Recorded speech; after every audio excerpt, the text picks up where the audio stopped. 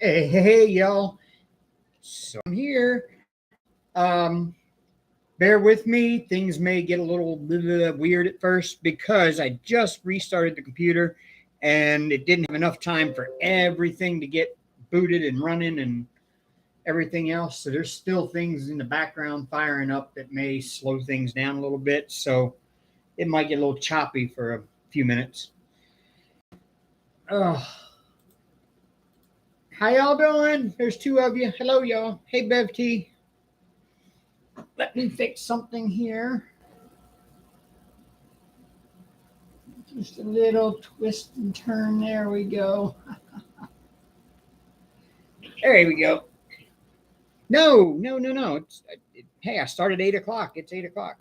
Um, I actually hit go live at 8. But I was in the middle of trying to get everything booted up and trying to get back to the page fast enough to get the live started. I kind of got caught up in a movie that I've been watching, and it was an hour and a half movie, and I had exactly an hour and a half till I go live. And my audio started crackling, which tells me I need to restart my computer. And so as soon as the credits started on the movie, I restarted the computer, and it came back on, and everything got rolling good enough for me to be able to get to YouTube, but everything was still firing up in the background. So, hey, Carol. Oh, it was kind of odd because of that Titanic submarine thing.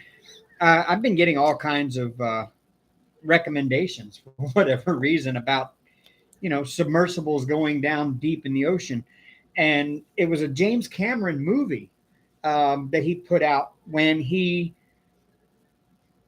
funded and got a team together and they built a submersible themselves. And he went to the Challenger Deep, which is the deepest part of the Marianas Trench in the Pacific Ocean, which is the deepest spot on the planet. And it was just a video. No, Aria, y'all, she's in heat. Sorry.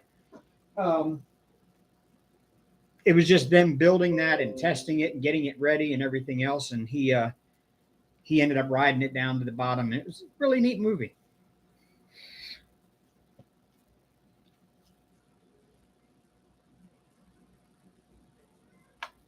I didn't realize that James Cameron directed all those really cool movies and all, but really his passion was deep sea exploring. I did not know that. And the movie Titanic came from his love of deep sea exploring after he had already visited the Titanic once.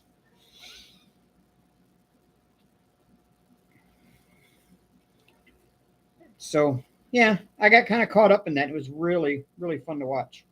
Highly recommended. It's right here on YouTube.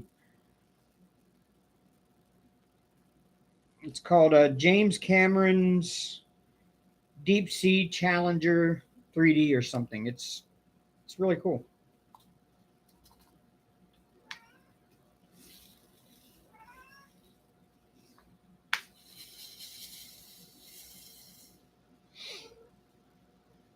So yeah, been a busy week. This is actually the first time this weekend I've actually got to sit here and diamond paint. Aria, go away. Y'all, she is driving me nuts. For whatever reason, she feels like she needs to be right down here, rubbing her face all over my keyboard and its cord. I don't keep my keyboard on the desk because, of course, my monitor is my TV, my 65-inch TV up here. So my keyboard sits again. She's in the way again. My keyboard sits against the leg of my desk over here at my right, and it kind of leans up against it. Well, she keeps coming over here, rubbing her face on it, knocking the keyboard over. Of course, it falls down on its keys, and a lot of your controls for YouTube and stuff are used by keys. There's like hotkeys for stuff on YouTube and Google Chrome, and she always manages to knock it over and hit different keys. So if I suddenly go unlive, you'll know why.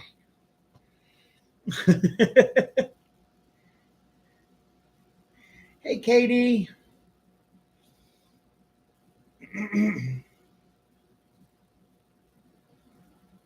You know, everybody talks about these people and how stupid they were for going down there and all that. Okay, I agree. Their sub that they went down on was a piece of junk. Unfortunately, the passengers, the only one that really knew how much of a piece of junk it was the CEO of the company who was on board too. But the passengers weren't people that really, they weren't scientists. They didn't know a whole lot about this stuff. All they know is, hey, I'm trusting this guy to get me down there so I can see the Titanic. And he obviously didn't seem worried about going down, so why should they? You know? And they've seen it on TV that people have gone down there quite a bit in the past, so why should they worry? But, you know, they just didn't know what kind of heap of junk they were riding in. I don't blame them for wanting to go down there. I would go down. I would go down in a heartbeat. If somebody told me that they had, of course, I would be a little bit more knowledgeable on the safety part of it, and I'd want to see results of like testing and everything else before I decide to get on it.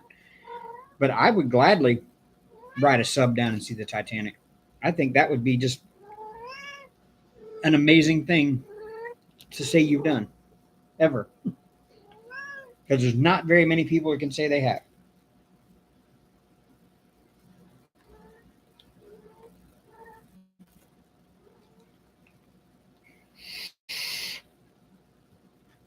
My only hope, though, is that before it imploded, they actually got to see something, you know, made it worthwhile that they, you know, for them.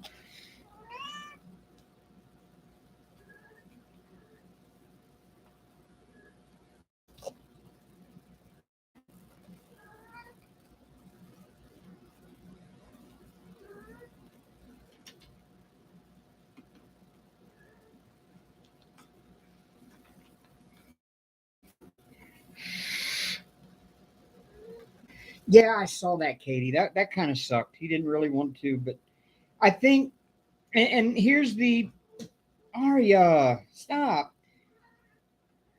Here's the thing with that one. As a father of a kid, yeah, sure, they don't want to go down. He wouldn't want to do it. But when you're the parent and you're trying to talk your child into doing something that only a handful of people in the world have ever been able to do, and the fact that okay, you may not appreciate it right now because it's just not something you're into, when you get older in life and you're able to tell people I went and did that, it's going to be an amazing thing once you get older and realize what's about. I can understand the dad pressuring him into it, saying, I know you don't want to right now, but man, you just don't understand. This is something that none of your friends will ever be able to say they did. Hey, Ashley. So, I mean, I can see both sides of that. It just sucks that what happened. Aria, she driving me nuts. Anybody want a cat in heat?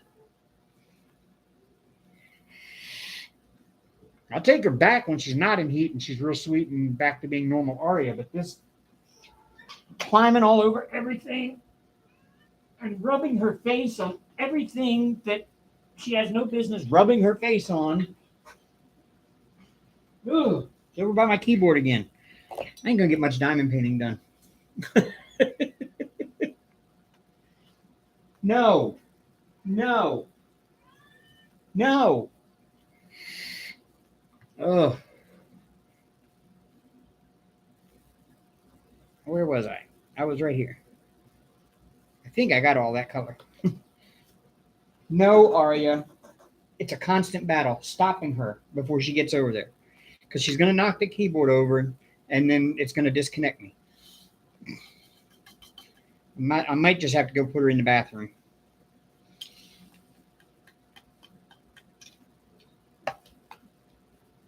No, no, no.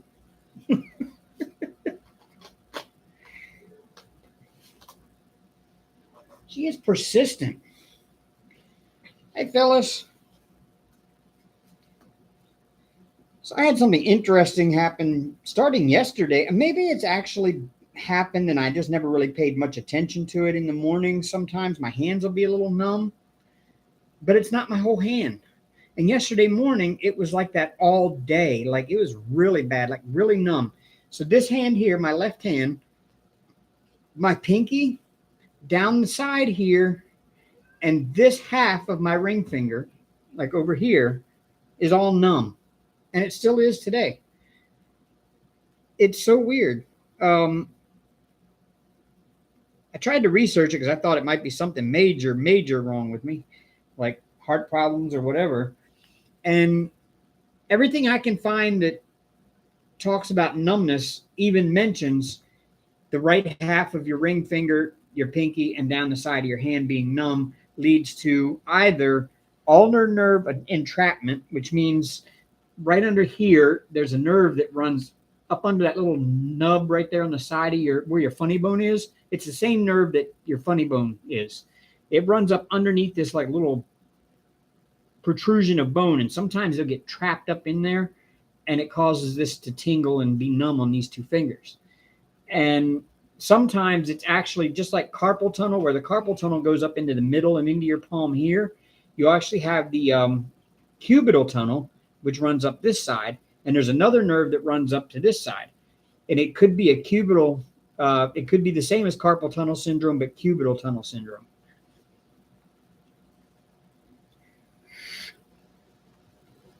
Well, Phyllis, I forgot that the race was tonight, or I probably wouldn't have gone live. It's Nashville Super Speedway. Hello, babes in Toyland. Yes, Katie, I haven't heard from her lately, not at all. Yes, Phyllis, ulnar nerve entrapment. That's what your funny bone is actually your ulnar nerve. It's it's named after the two bones in your forearm. Your forearm is the radius and the ulna. And the ulna runs up here, and that's that little protrusion right here on the right there on your side of your elbow is your ulna. That's the bottom of it where it connects to the hinge joint there. And the nerve runs up under that little nub right there and then up your bone. So when you hit yourself right there, that's your funny bone right there. And it's what it kind of feels like in your hand is like you've hit your funny bone, and it's just that numbness and tingly you get. That's what it feels like all the time. But no, Katie, I have not heard from her. Not lately. I when Amber and I broke up, Sherry and I were kind of messaging back and forth for a while. Like she was just kind of checking on me, making sure I was okay and everything. And I know she came back to YouTube for a while, and I think she was on something else. I can't remember, but she went off again, and I haven't heard from her since.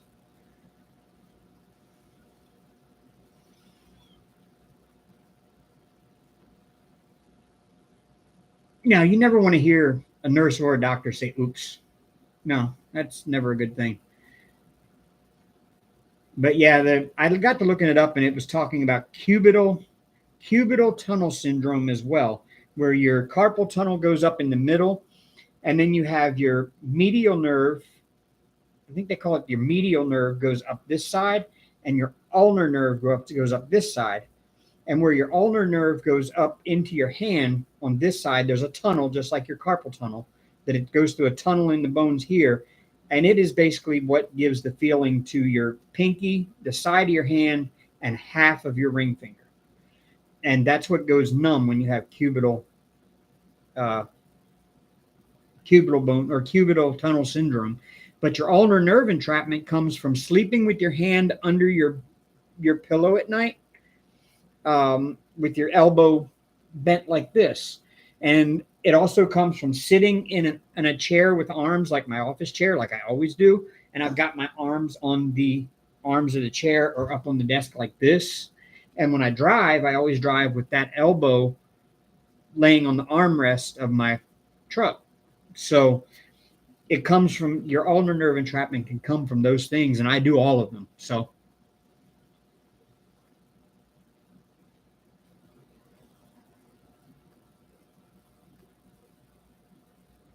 last I heard, she was having kidney problems. More yes, I hadn't heard that, Katie. I haven't heard that. Maybe I need to reach out to her and see if she's okay. I mean, I'm friends with her on Facebook. I could always message her on Facebook and find out, but I didn't know about the kidney problems.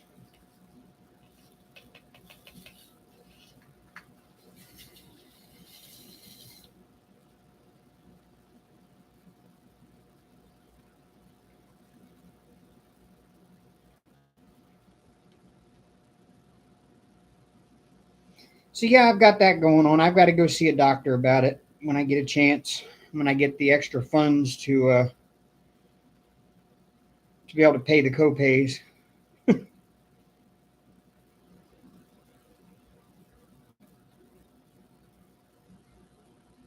Which shouldn't take very long. I'm kind of getting into a better financial position than I have been in quite a while.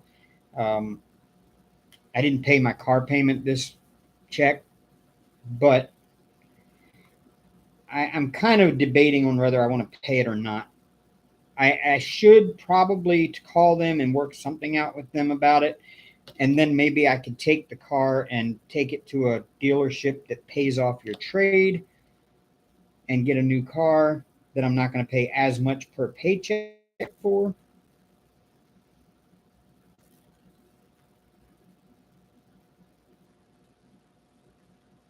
I don't know. That's what I'm thinking.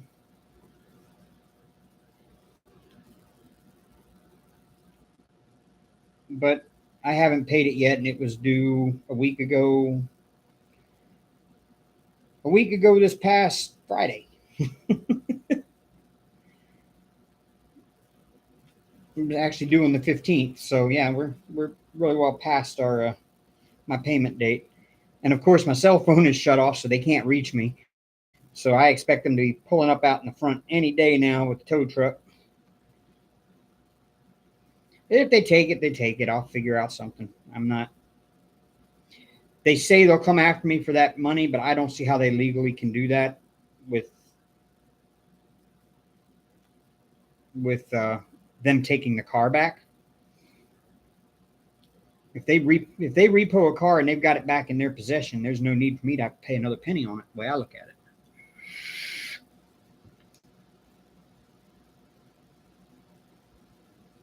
I really don't know Bev T. I don't remember if they did. They didn't get married the last time I had talked to her. At least not that I know of. This is June 25th, only 6 months left till Christmas. Yes, it is.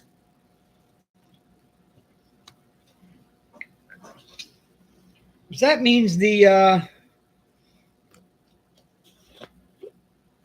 that the Christmas premieres will be coming up again in 6 months. Get to do that again. Haven't missed a year of that since it started.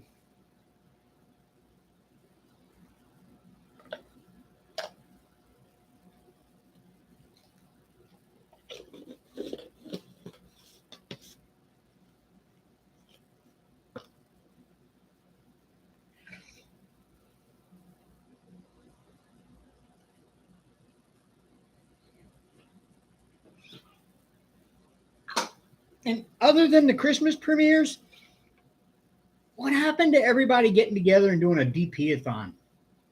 We used to do that a lot. Like, it's just like everybody stopped doing DP-a-thons. I mean, we do the Christmas premieres. Why can't we do DP-a-thons? I think that'd be a lot of fun. Get back into doing that again. We used to love doing those. When was the last time we had one? I think I actually took part in the last time we had one.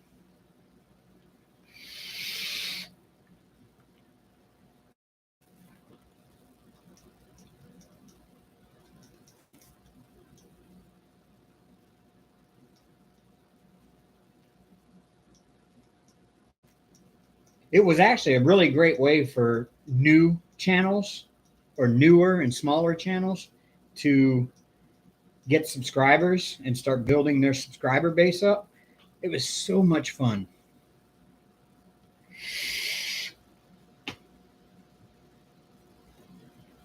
Christmas in July.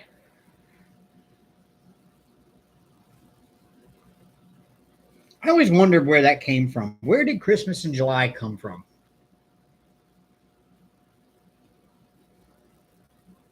How did that get started? Was it just a reason for stores to have a big sale? So they said, you know what? We're going to do Christmas in July.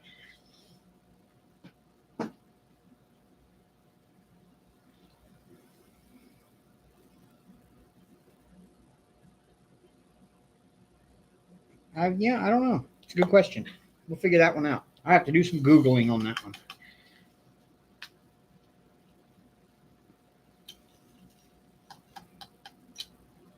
Y'all, I got another Firefly tray coming. I couldn't resist. And it was so cool in the group. I was trying to make my decision because they have one that's kind of like a color shift tray, and it goes from like a blue through a purple to a rose red color. It's really pretty, or almost like a dark purple to a rose red. And I was either thinking that one or that new Galaxy translucent color they have, which is really pretty. And I couldn't decide which, so I made a post and I'm like, which one do I get? I can't decide. And Emily pops in with a video of what I thought was with the exact same kind of tray that I was wanting to order with a new color. And I looked at it and I said, that looks exactly like my guitar. My guitar color shifts from blue to purple. And then in the really extremes, it's black. And I was like, oh, the rose red, the blue rose red really looks like my guitar. She goes, oh, that's not blue rose red. That's our new color. And I said, nah, yes, please. I'll take one. So I've got a new Firefly tray coming in a color that matches my guitar.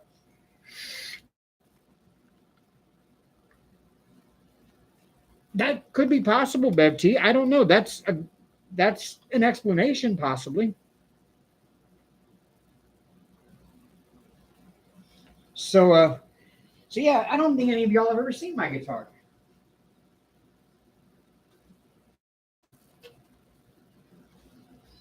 I don't play it much, but there she is. Let's see how it color shifts from blue to purple. And then in the really extremes, it goes black. And it's like that all the way down the back of the neck. It's not as pronounced on the neck because it doesn't have the glossy top coat, but even the headstock is color shifting.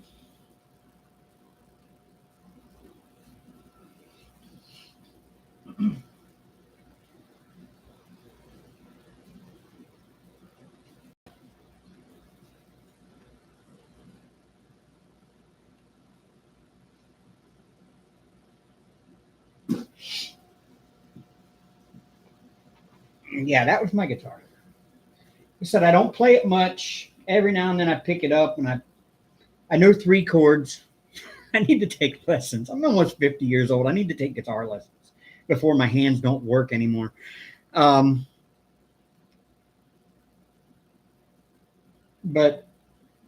when I saw that she had a tray that matched that, I was like, yes, please. It's a new color. So just kind of worked out best for me. I have a lot of things that are that color, like my it doesn't really not really pronounced, but my tank on my bait does it same color. I love that blue to purple color shift. That's like one of my favorite colors.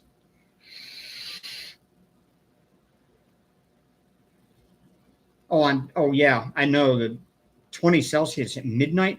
Don't feel bad. It's been like in the 90s here, with about 80% humidity. And of course, my job requires me to wear long sleeves all day because I'm working with, chemicals, even though they're not very harmful chemicals. They're just pesticides, but they're not like pesticides like you've heard of back in the 80s. They're very environmentally friendly, and they're very, actually, mostly non-toxic to humans and animals. Um, uh, because science has come a long way since the 80s, when they just spread this like really nasty stuff that was like killing people and animals and bugs and everything.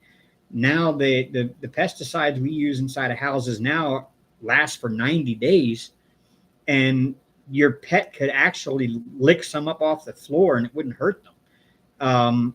It's designed to work specifically with insect biology. They know enough about insect biology and internal body chemistry of insects now that they can formulate things that work specifically on them and nothing else.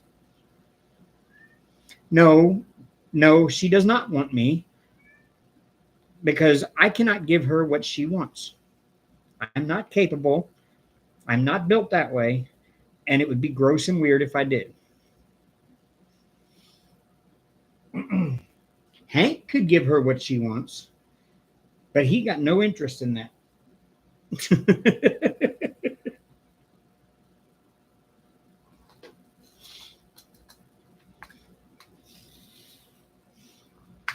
Yeah, that's exactly it. That's what she wants.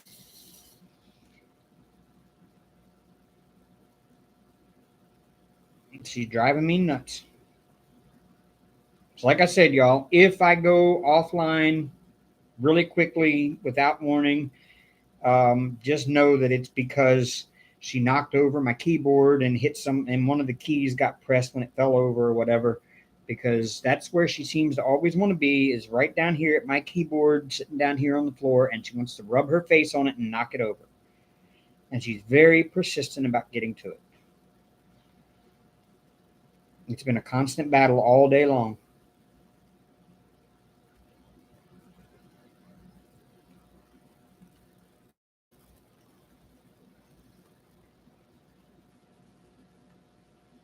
No, she needs to get fixed.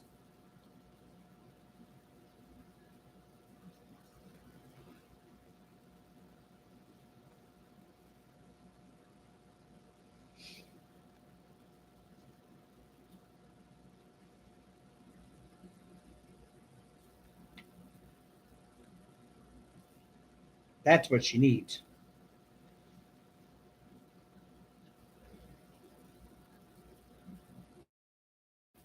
Because this once a month thing of her getting like this for a week is driving me nuts.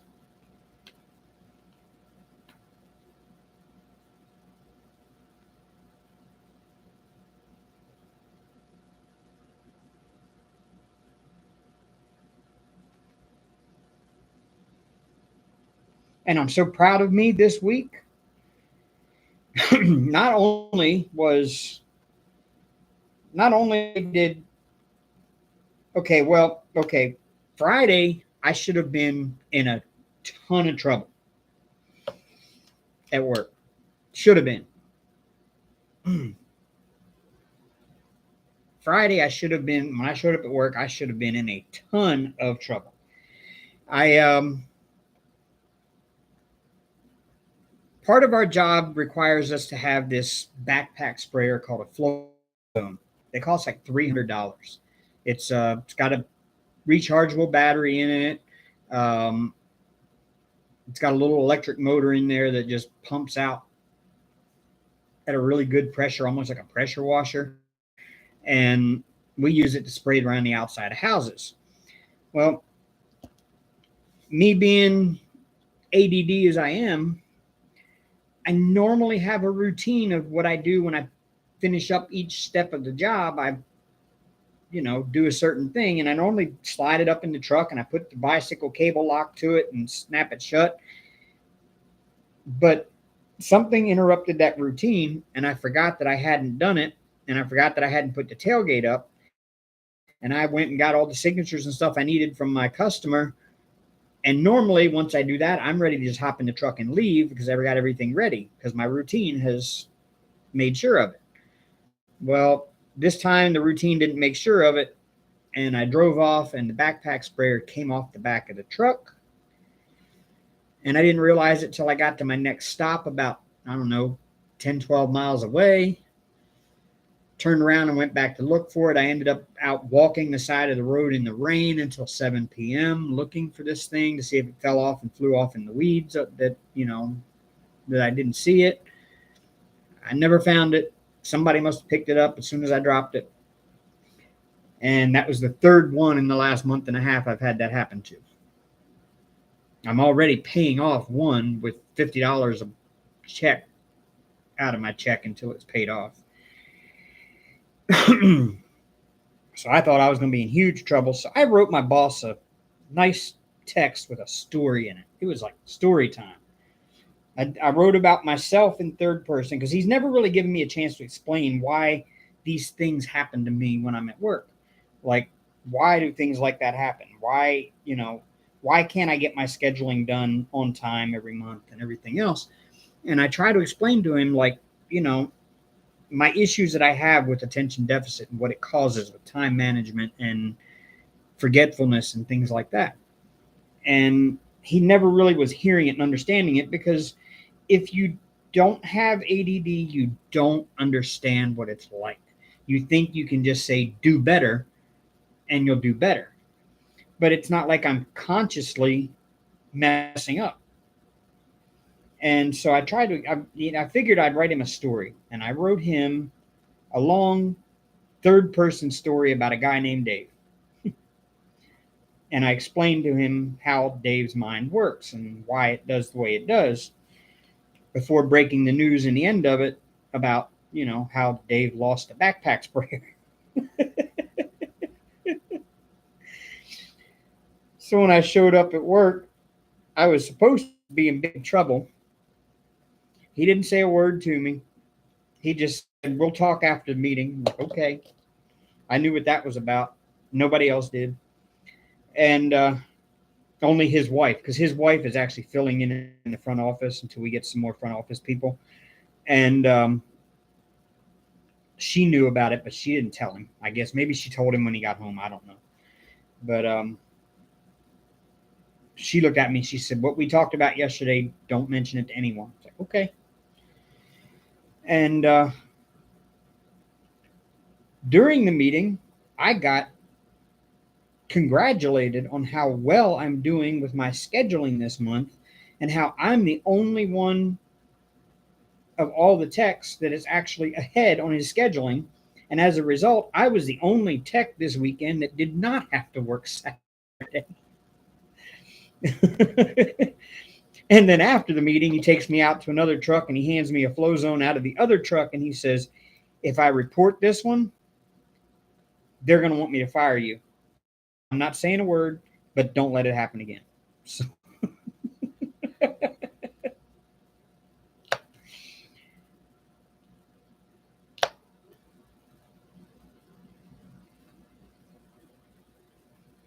yeah, he didn't really even come down on me about it, but I think it's because I finally made him understand why these things happen.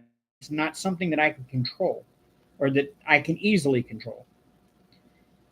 I'm really good if I turn everything into routines, but if something interrupts that routine is when I have problems.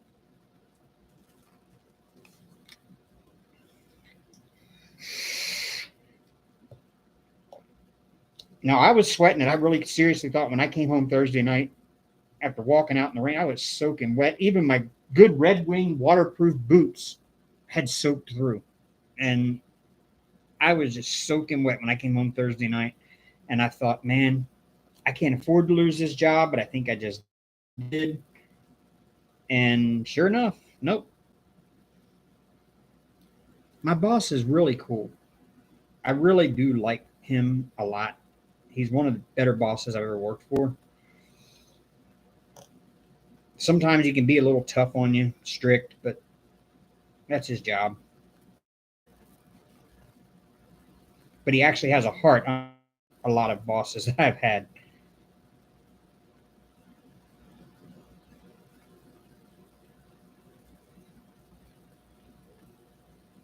Yes, I'm picking things off of my canvas that are stuck there like cat hairs.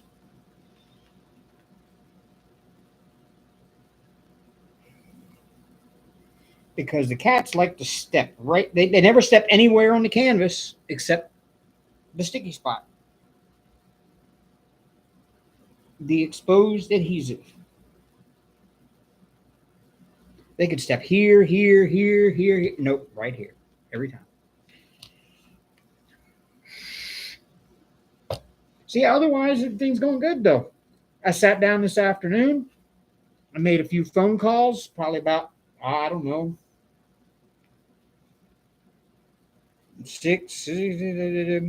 probably about 15, 20 phone calls. And my entire month, the 26th and 30th, is all scheduled out for me.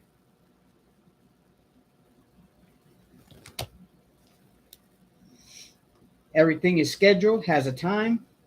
I don't have to worry about calling anybody the rest of this week, but I think I'm going to sit down maybe Wednesday and start calling for next week. And I'm going to get my first week of July done before, because the first week of July actually starts on Monday.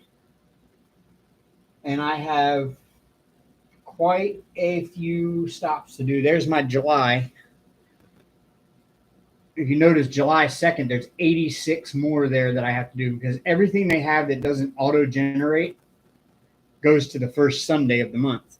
And I have to go through that list and organize them all into what day I'm going to go do them in what towns and that kind of thing.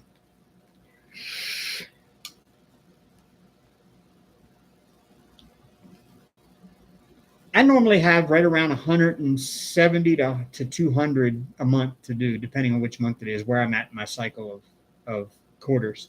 Because everybody does quarterly now. We changed everybody over to quarterly, so I only go out to their house every 3 months. So 1 month I may have 170. Next month I'll have 109 and 187, and then the next month I've got 200. So it just depends on where I'm at in that cycle.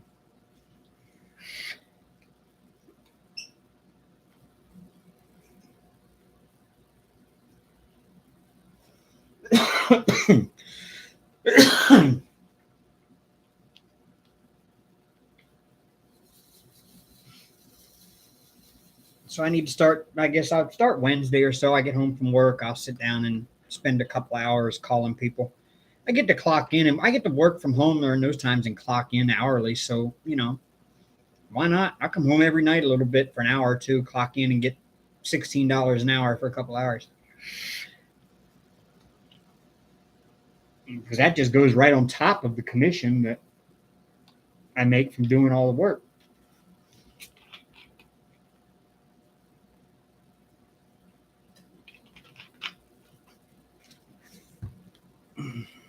I don't really like taking my evenings and coming home from work and doing that, though. I really don't. I don't want to spend time off work working. Yeah, Dreamer, I have to. I mean, you pretty much have to because my job otherwise is I start in the morning. I show up at the office at 7:30, around between 7 and 7:30 every morning. We're supposed to be scheduling our first appointments of the day at 8 o'clock in the morning, but because of most of my customers are in towns like an hour away from town, a half hour, 45 minutes away from town, I usually schedule my first stop at like 9. If it's a town far away. And now if it's close by, I'll schedule it at 8. That's not a big deal. If it's here in town, I mean, I'll probably spend 5-6 days in town this month. And the rest of them are in towns dotted all over South Central or West Central Alabama. But from the time I get to my first stop until the time I get done with my last stop at usually right at 5 o'clock or 4:30, I'm driving in between stops. I don't have time to stop and call people and make scheduling during the day. So I have to do it after hours at home. And he specifically told us if you are doing scheduling, you clock in. Like this afternoon, I clocked in for 2 hours, made some phone calls, got my entire week scheduled and planned out ahead of me. I don't have to worry about it all week. I know where I'm going every minute of every day all week long. But I get that $16 an hour for 2 hours on Sunday.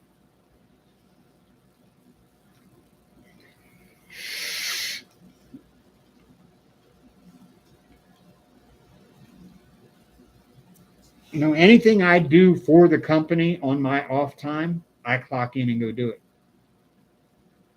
Like if I'm on a Saturday, let's say, well, I'm not supposed to do it on weekends. He just told us that now the company wants him to write people up for using the company vehicle on weekends when they're not working. It used to be if we needed an oil change in the truck, we would clock in on Saturday and go to the oil change place, get it changed, and come home and clock out. We can't do that anymore. We have to do it like after work. When we get off at the end of the day, we have to go to the place and do it then. And we're supposed to clock out of our commission and clock into our hourly so that we get paid those 2 hours, or that however long it takes to get the oil changed.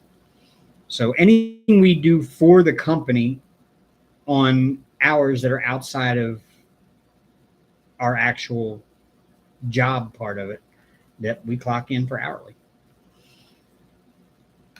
Because they don't pay us by the hour typically. We have an hourly rate for when we do clock in hourly, but our check is basically determined by ourselves. However much I complete in 2 weeks is what I get.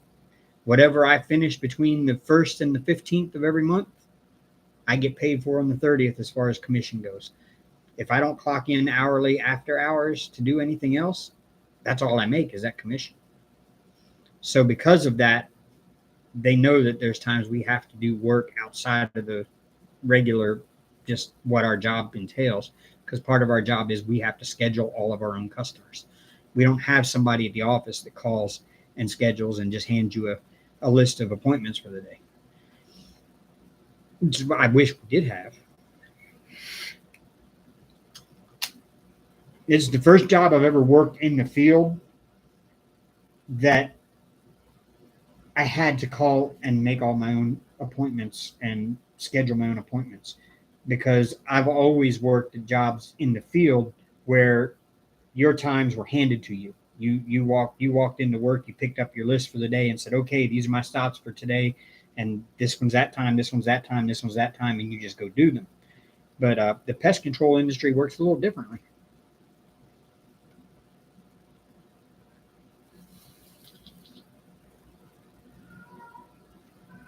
Now, I don't know if every pest control company does it that way, but I've watched videos on YouTube of other exterminators, and all of them do the same thing.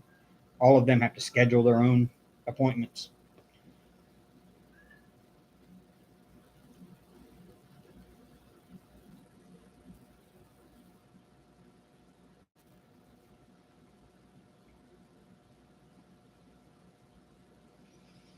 And our girls at the office wouldn't be able to do that anyway, because they have quotas of their own they have to do. They have to make so many sales calls a day. They have to make so many collections calls a day. They're required to do those in between answering the phones for customer service. So they've got a lot on their plates during the day too. So they don't have time to be sitting there trying to schedule a technician's schedule out for him for the entire month.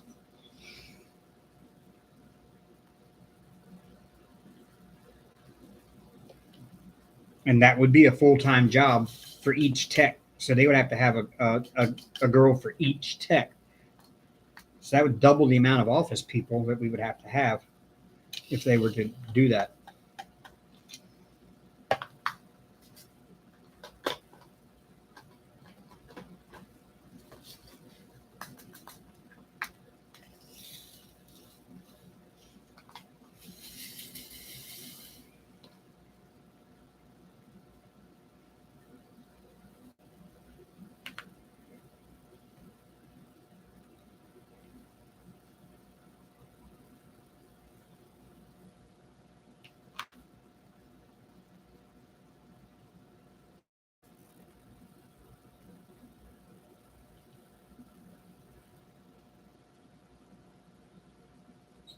Yeah, it does suck, Dreamer, but it's something that I've had to get used to, and I'm learning how to do. Because it obviously it's something I've never had to do. When I first started, I told him, I said, I ain't no secretary. You hand me a list of things to go do for the day, I will do them, I will get them done, and everybody will be happy. But I ain't no secretary. But they're kind of turning me into one.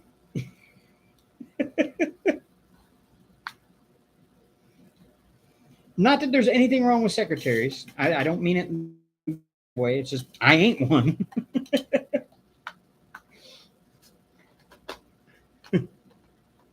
Hey, J Rob.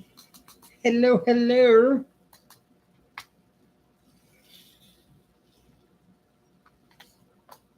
I may have just poured those out for no reason. Because I don't think I have. Oh, yeah, I do. Got two of them.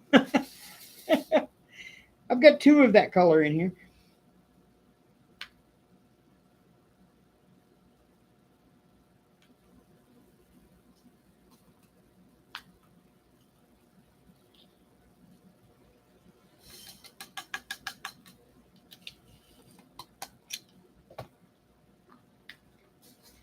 J Rob, I was just saying not long ago, just a little while ago, I think before you popped in, what happened to DP-a-thons? We don't do those anymore. Nobody does DP-a-thons.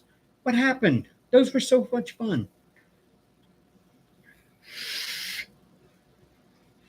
Yeah, Dreamer, I have thought of looking for a new job, but to be honest with you, if I can do good at this one, there's not very many jobs out there that are going to pay what this one does without me going back to school and getting a whole new skill and everything. So I just need to excel at this job, and I will have no problems as far as finances go here very soon.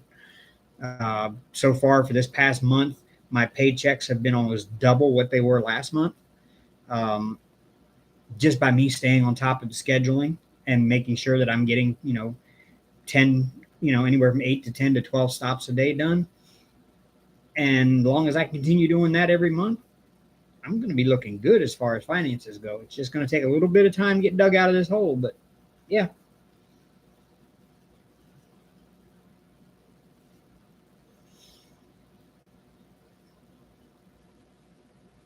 Dreamer, I don't know if you ever did the DP-a-thons. Um, we used to do them a lot where basically a group of us would get together and they would organize. It's kind of like the Christmas premieres, except it's not premieres, it's actual lives, like we're live right now. Everybody would get together and they do it for like 24 hours or 48 hours. Everybody would have a time slot to go live in for, like 2 hours. And then as soon as I was done mine, the next person would go. And when that person was done theirs, the next person would go. And we would just carry it on like that for like 48 hours, just a group of us. And it used to be a good way to get like smaller YouTube channels. Um, that wanted to go live maybe for their first time ever, but it would give them a chance to get noticed because you had some of the bigger channels mixed in there, and the bigger channels were advertising it. So people would come to the DP-a-thon and just sit through all of the lives, one right after the other. And so those smaller channels are getting noticed by people that maybe would never notice them.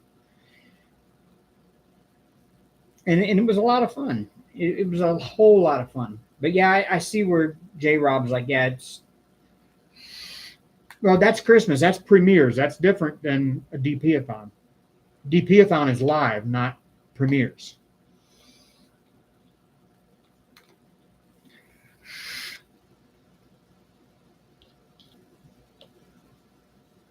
But we used to do one in the summer too. I mean, I think Pippa was the one that always organized that stuff though, and she hasn't been around a lot lately. So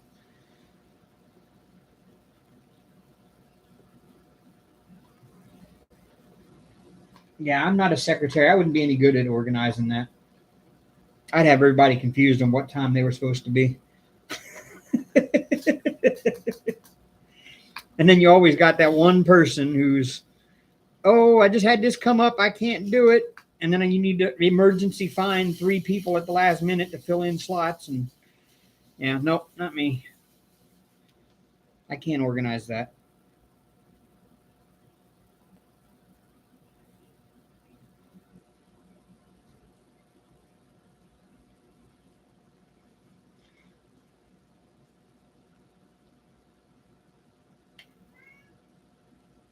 I'm doing really good to organize my route. I actually put together a map today. I actually sat down with my map with Google Maps and I screenshotted the West Central Alabama area, and I took it up into Photoshop and I put in lines that denotes my area of my route. And it seems odd. I'm one guy, but I have this huge area. Aria, stop. I have this one huge area. And then there's three other techs, and they all share this like little tiny area north and east of town. And Dave has like this giant area south and west of town by himself. And I'm like, why is this? Why me?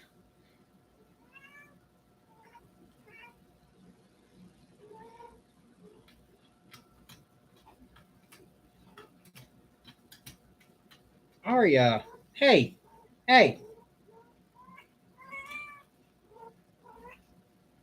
That's enough of that.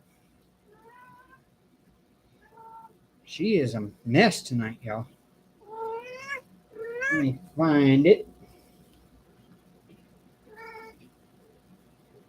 Do-do-do-do.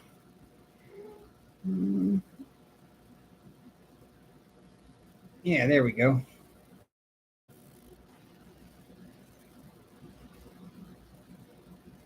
Jeez, really?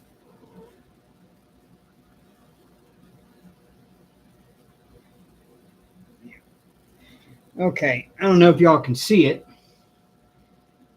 but right there at the top is Tuscaloosa.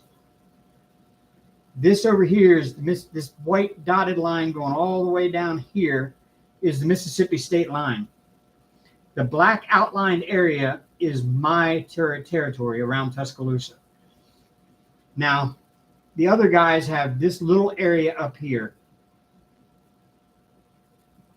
3 guys to do that little area up there, but it's me to do all of this down here. Now, to give you an idea, this town at the bottom down here is about an hour and 15 minutes away. This town up here in the upper corner at the border is about an hour away.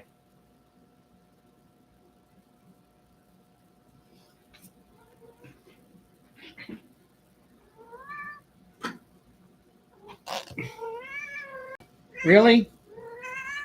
Yeah.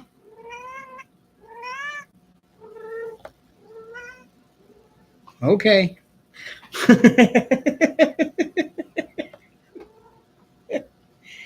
Oh, I'll be so glad. I'll be so glad once she's fixed. No, get down. What? There's nothing up there for you.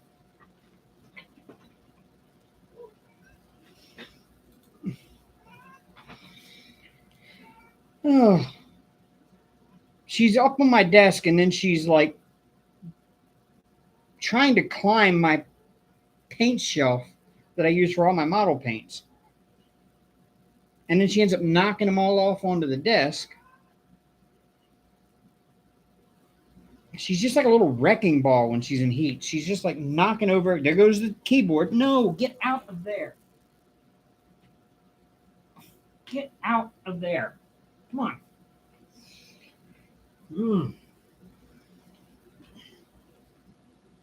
Jeez.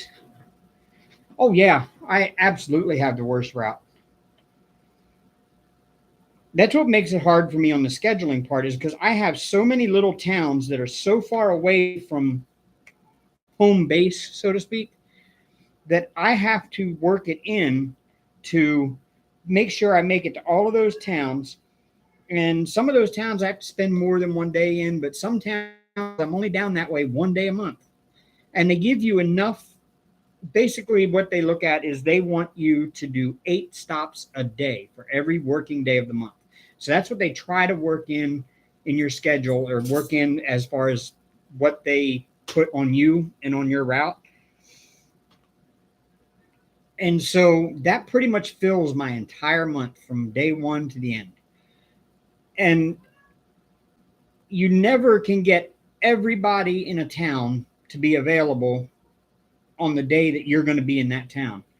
And that's what really starts messing me up. It's like if I move all of them, if I reschedule them all and put them all on that day and then call them all and say, hey, I'm going to be in your town on the 5th, they're always going to have one that's like, oh, I can't do that. My son's got a basketball game that day, or my son's got a baseball game that day.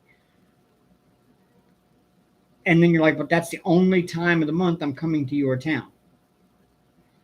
And then you have to try to rearrange all of what day instead of doing it instead of doing that town on the 5th, now you've got to do it on a different day, and you got to rearrange your entire schedule because of that one person won't be home on the 5th. You know, that's drives me nuts. I ain't that good, J-Rob. I got wrote up last month because I had 56 unserviced stops because I was having trouble figuring out the scheduling because it was just so confusing to me. And I'm not good at organizing. I'm a very disorganized person. And I'm horrible with time management, and I get really easily flustered and frustrated when things aren't going the way I would plan them to go. And so I would sit down and move all of the customers to whichever day. I'd go in the app and I'd move them all to the day that I wanted to be in their town. And then I'll start calling them. And then invariably, you've always got that one person that can't be available that day, and they will not allow you to just come do the outside only. That there's just that one person that feels like they're not well protected if you just only do the outside. We don't even have to spray the inside of houses anymore, y'all. We really don't. It's just for show. There's some houses I go into and I fake it because there's no reason for me to spray anything inside the house. So I walk around acting like I am. They never know the difference.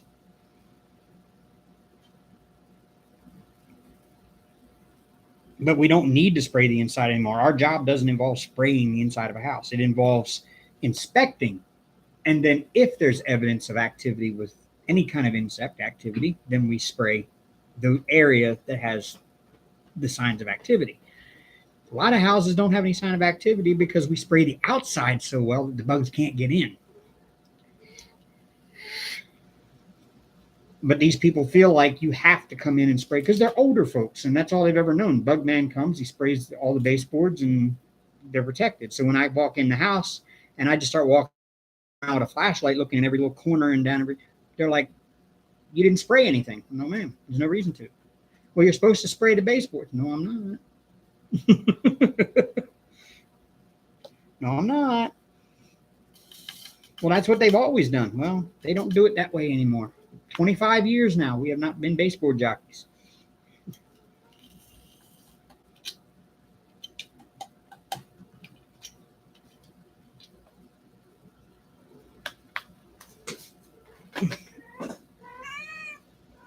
What are you knocking over now?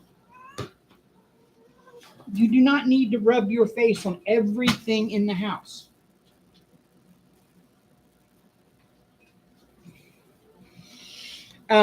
No, Dreamer, for roaches, we go to a house. If they have roaches, they tell us, hey, I've got roaches really bad. So what we do is we go in and we take care of the roach problem over 3 months period. We'll go back once a month for 3 months, and we'll bait for the roaches, and we'll get rid of them. And after that third visit, they should be clean of roaches. So then we start coming back every 3 months. And every 3 months, we just do our normal pest control. We inspect the inside. If there's something that needs spraying on the inside, where there may be activity in a certain spot, we'll spray that spot. But we won't spray the entire inside of the house. And then we go outside and we put a barrier around the outside where we spray 3 feet up the wall, 3 feet out on the ground away from the wall, all the way around the house. And that way we create a barrier to keep bugs from coming in. And that's called integrated pest management. And that's what almost every pest control company does now. Used to be the bug man came and he had this really harsh, bad smelling chemical, and he walked around your house and he sprayed all your baseboards, just walked around the house and sprayed them all. We just don't do that anymore. Aria.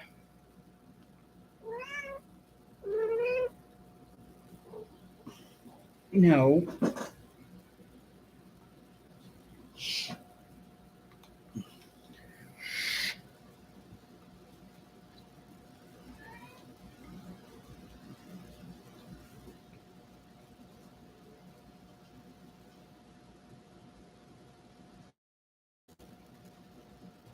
No, we've learned a lot about insects and their activity and their habits and their what they do naturally, and we've learned that you just don't need to coat down the inside of a house with chemicals if you don't need to. And even the bait we use looks like peanut butter. It looks like peanut butter in a syringe, and we only put a little dot, just a little dot of it every 1 foot along the inside of the cabinet or whatever. And a single roach could live a year off of that single little dot of that bait if it wasn't poison.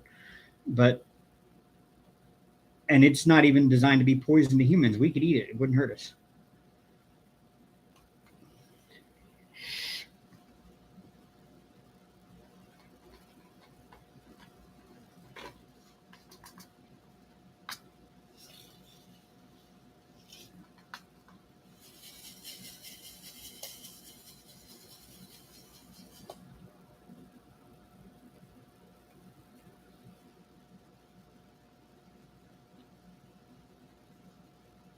So yeah, giving you all a little lesson in how pest control works now.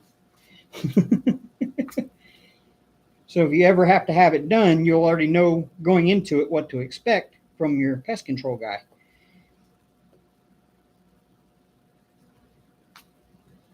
And what he's going to do and what he's not going to do.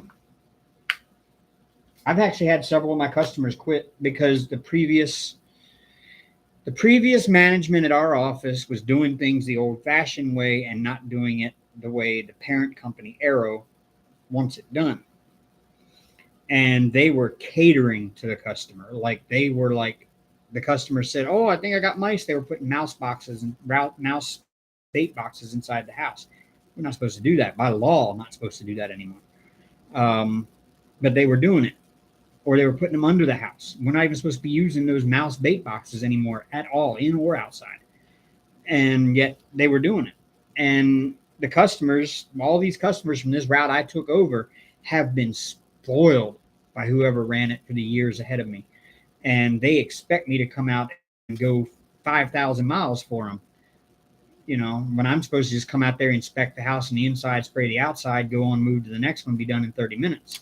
No, they want me to come out and spray their shed. They want me to spray they want me to put out bait for fire ants. They want me to and I have to try to sell them. No, we don't do fire ants. I just come out and do your house.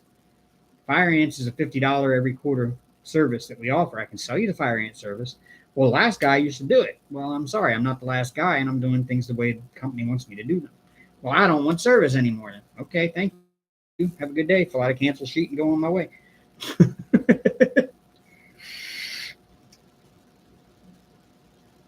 Oh yeah, that's right. You got your retreat coming up. I'm sorry I'm missing it. One of these years I'm going to get to a retreat.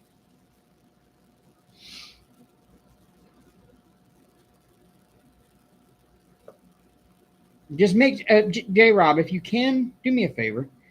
When you get ready to open up registrations for the next one, give me a little bit of advance notice, because I may or may not see it on YouTube or Facebook or anything. It may just slip right by me. So if you can just message me and give me a little advance notice that, hey, we're getting ready to open up registration, I can be looking for it and I can get in early.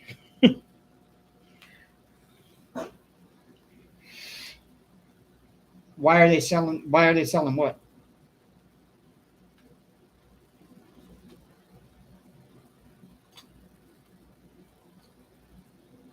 Linda Womack. What do I use if a client has parrots? I don't spray anywhere near the parrots.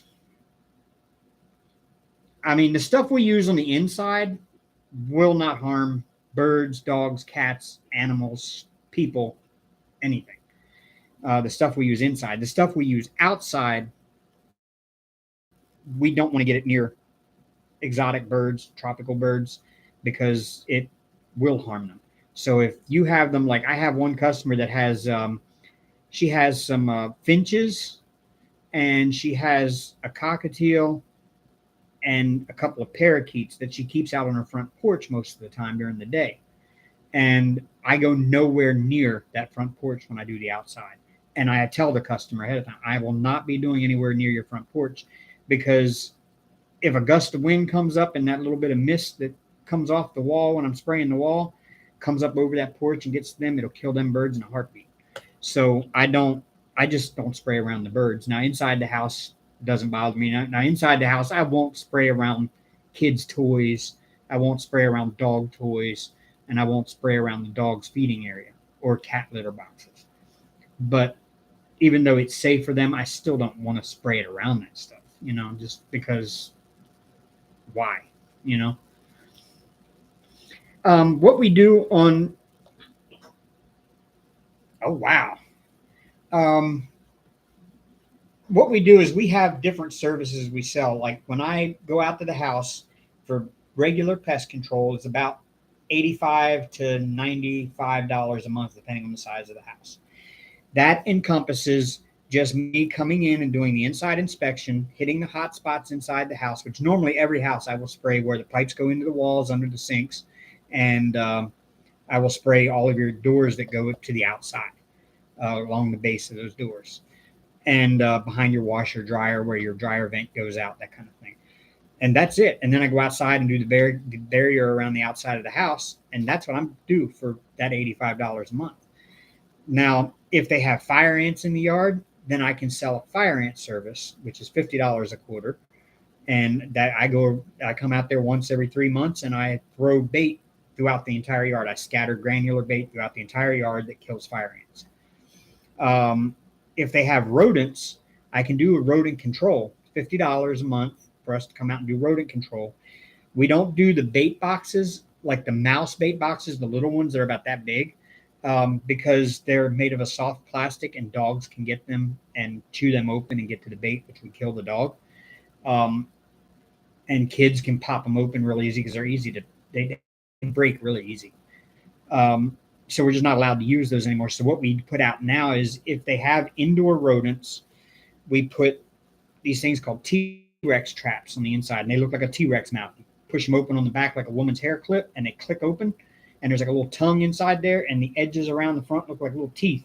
And when the bug gets in there and steps on that, or not the bug, but the mouse comes in and steps on that little tongue, it's snap, and it kills them like a regular trap. And we can put those out in the house in specific areas that seem to be problems. And that's $50 a month. Or we can put the big rat boxes outside that are like this big, and they're weighted with concrete on the bottom, and they hold bait, and we can control them on the outside too. But we just can't use those little mouse boxes, and that's what these customers all want, is that little mouse box. That's what we've always given them, and we can't do that anymore, or we weren't supposed to be anyway. We have mosquito service where we come out once a month and we spray all of your foliage in your yard for mosquitoes. So we have all these separate services other than just the pest control. But see, the old guy was running it, the old manager was running it so that basically if a customer requested it, we did it. So we'd go out to some of these houses and he'd be like, I'd have customers like, are you going to check my mouse boxes? And are you going to put out the stuff for the fire ants? And are you going to spray for my mosquitoes? Like, no, sir, I'm doing your pest control today. Because I don't see where you have mosquito service, or I don't see where you have fire ant service, or you have rodent service. And then they get mad because I'm not going to come out and do it because the last guy that ran the route did it. And then I have to explain to the customer that we weren't supposed to be doing that for you to begin with. And I'm a new guy. I just started. I was trained to do it this way, and this is how I'm going to do it. Then they get mad and say, well, you've always done that for me. No, I haven't. The last guy did, and I'm not the last guy. And he was trained differently than I am. And he was under different management.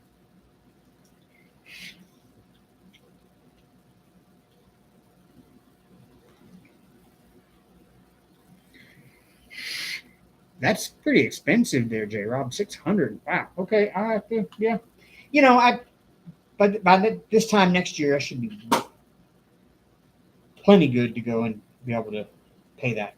Is it like all going to be due like right up front, or do I put a deposit down and just pay off the rest by the a certain date before the?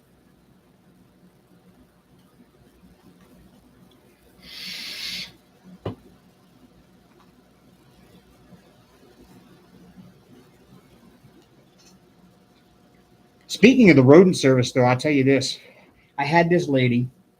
She's the sweetest old lady. She really is. She's just her husband passed away. They bought this house together, and they had it for about 3 years before he passed away, and now she's got it all by herself.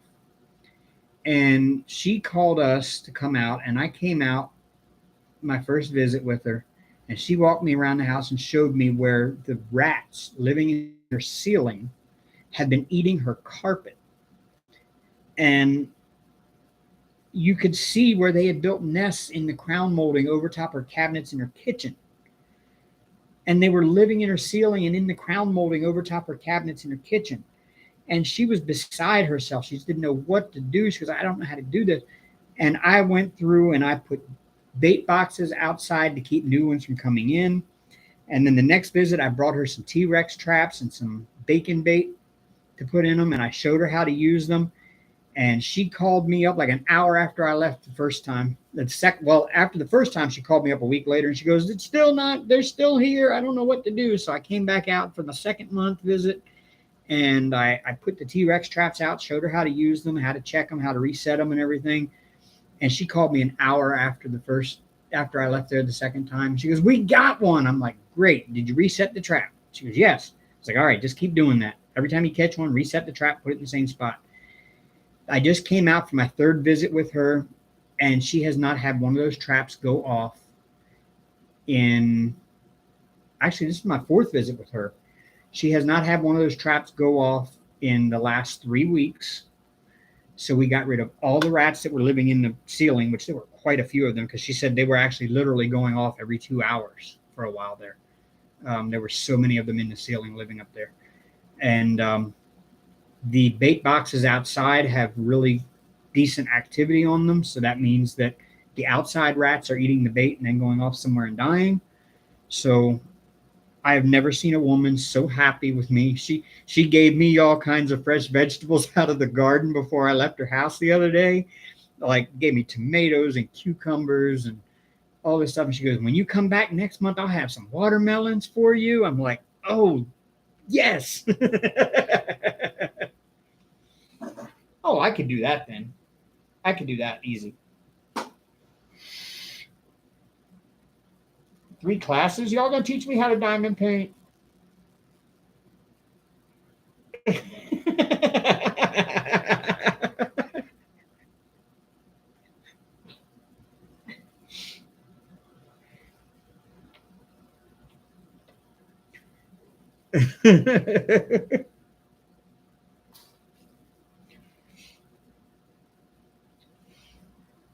I found this group on Facebook. It's called the 5D Diamond Art Fun Group.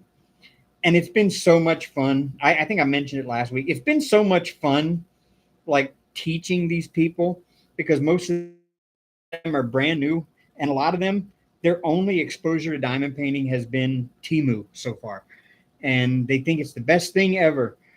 And it's been so much fun teaching a lot of these people about what else is out there and how much better it can be, which, don't get me wrong, I'm a Temu affiliate, so I want somebody to buy Temu stuff, but I don't want people to think that I want them to know that you can do better than what they have on Temu.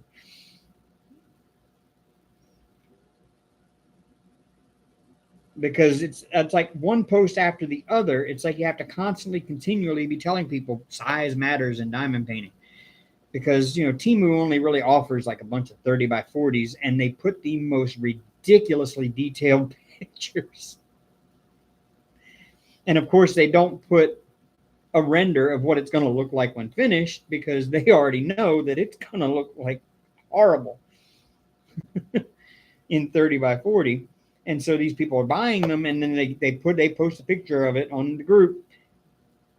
I don't like how this turned out. Well, what did you expect in a 30 by 40 with that kind of detail?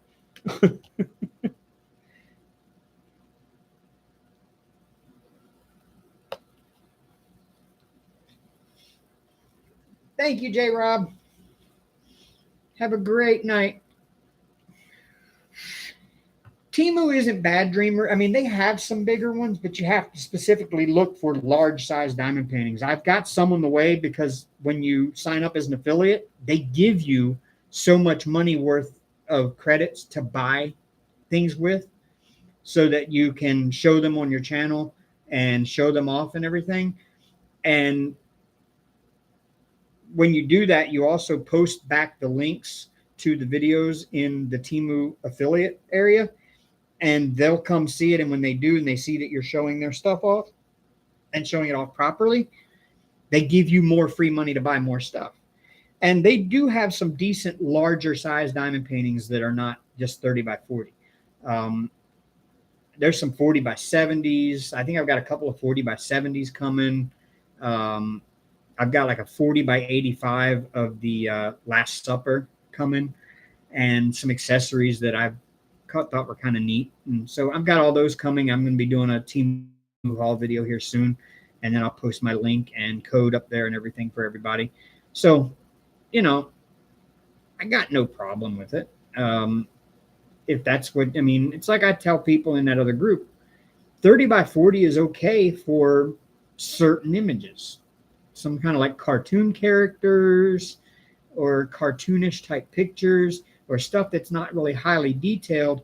And if you're going to do like a custom in 30 by 40, you're just going to want something like a school picture, nothing highly detailed, because it's just not going to look right. Like a close-up face in 30 by 40 will look great as long as it has enough colors. But, you know, you don't want to put a group photo out there for 30 by 40 because it's just not going to look right.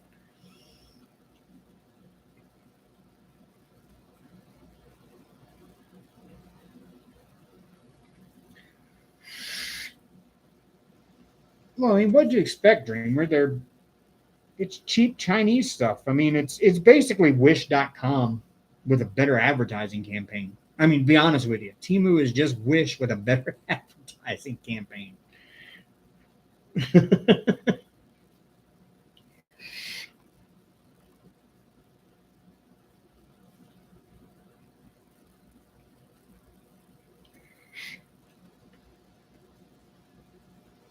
So, I mean, I'm not expecting much from mine, but I also can look at an image and look at the size that's offered and pretty much see exactly what that's going to look like done that size before I ever buy it. And I am seeing stuff in that group where people are saying they're getting their one lady got her inventory sheet and the canvas, and the inventory sheet and the canvas don't match up. Like, they have all the exact same symbols on both, and they both have the same final image, but the symbols don't correspond to the same DMCs as the legend on the canvas does. So it's really mixed up, and it would have looked horrible if she'd have gone by the inventory sheet because the canvas was right, the inventory sheet wasn't. You could tell by looking at it and then looking at the picture she took of the canvas to know that, oh, the legend on the canvas is correct, use it. But it was just, you know, I'm seeing a lot of that kind of stuff out of the Temu stuff.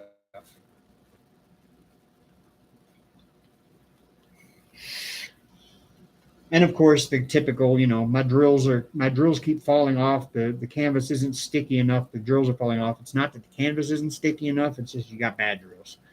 Your drills are popping. Sorry. But a lot of them are just adamant about, I would never spend 75 plus on a diamond painting. I would expect my husband to take away my credit card, my debit card, if I did that. Because they're never going to look like the final product. like they're never going to look like the original image. All diamond paintings aren't. And I'm like, well, no, they're not exactly to match it, because it's impossible to match what your eyes can see of how many trillions of colors your eyes can see and that a computer can reproduce versus 447 colors that they're limited to using.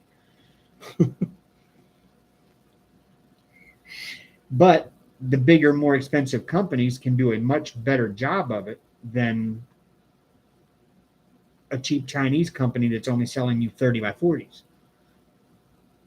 You know, you're paying extra for you get what you pay for in diamond painting. Sorry about that, but that's just kind of size matters, and you get what you pay for. That's what diamond painting is all about.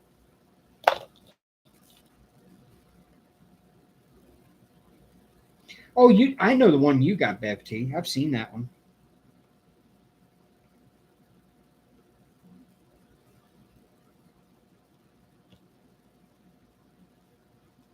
I mean, yeah, if you look for them on there, you can find decent ones. It's just you got to look for them. You can't just see a picture and say, "Yep, I'm going to buy that one because that's a nice picture." Because 99.9% of the time on Temu, it's going to be 30 by 40.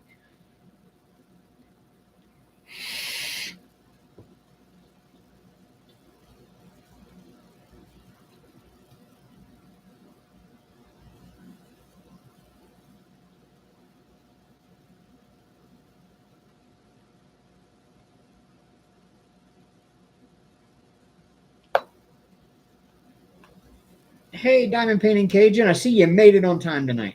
Not as I'm signing off.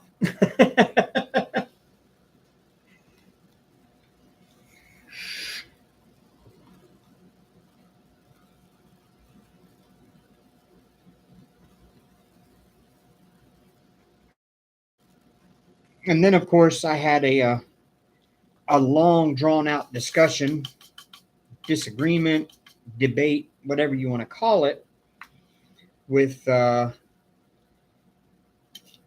Nicole from Bella Art Day Nicole, because I talked up Firefly a little bit, and she was not happy about that. But that got resolved.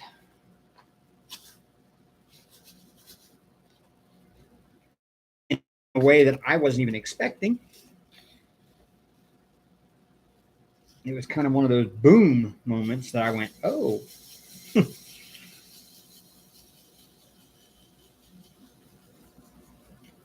But I will still stand beside Firefly because they have an amazing product.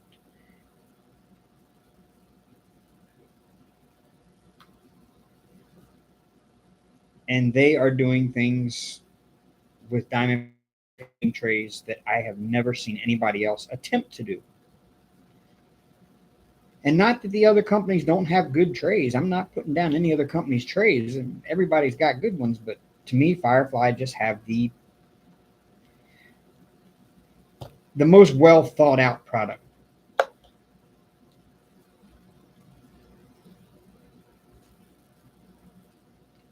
Stuff like the Element that has the removable bottom piece so that you can use the regular tray like we use now, or you have one that's the one I'm getting is the Element, and it's got one of the tray bottoms actually is separated into grids for different size multi-placers. So it starts on one side as single placers, and then it goes to two, then three, then four, then five, then six, then seven. So you actually can line your trays or line your drills up in groups of six or five or seven or whatever for whatever multi-placer you're using.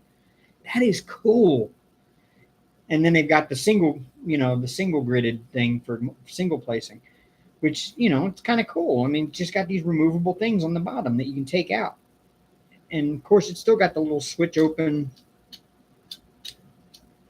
spout. I mean, that's a neat idea. And then the new switches that the spout rotates out.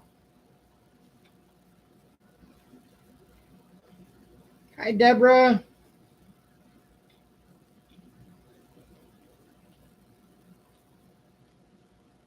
Glad you could make it. Say hi to Brian.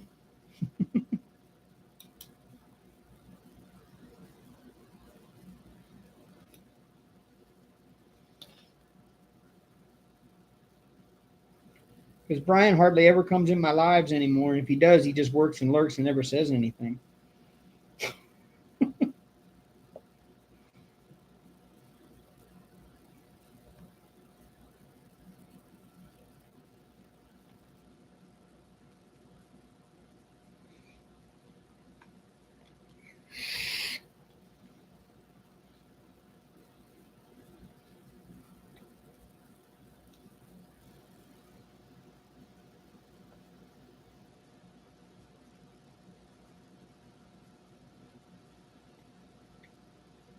Ugh.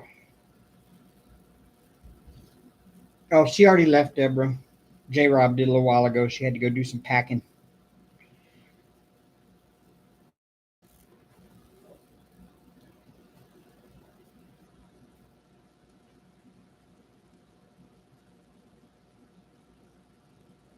Guess who's finally quiet, y'all? She's laying over here on top of the pants and shirt that I wore on Friday and just being quiet and still.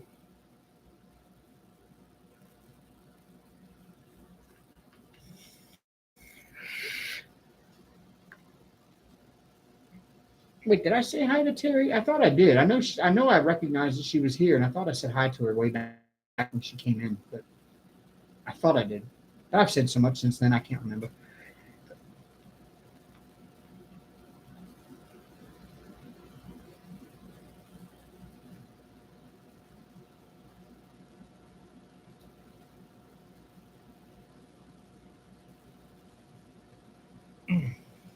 Y'all, I am coming along on this painting, I'm telling you.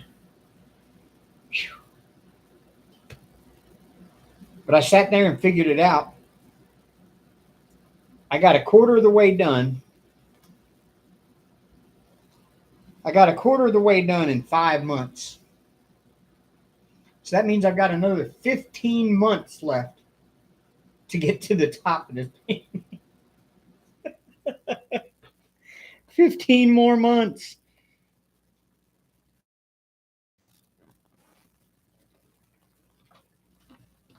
Hi, Hank.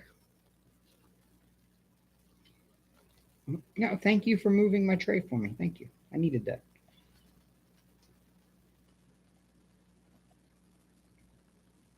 Are you itchy?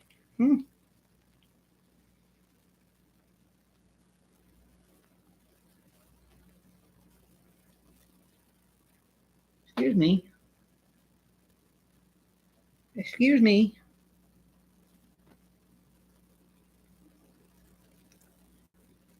You can sit down there. You can lay down. Yeah. Out of the way. You know you're sitting right in a bad spot. The camera cannot see what I'm doing right here now because you are sitting right there. Why don't you lay down? You gonna lay down? You're just gonna sit here and look at everything I got on the desk in front of me and stare at me. What do you want? What do you want? There's Brian. Hi, Brian.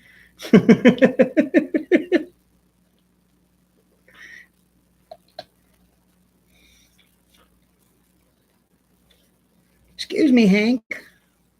Here, come lay down. Lay down here. Come on. Lay down. Lay down. Come on.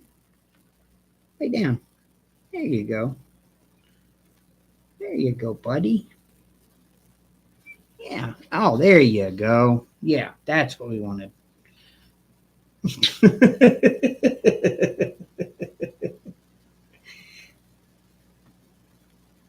Yes. That's my buddy. There you go.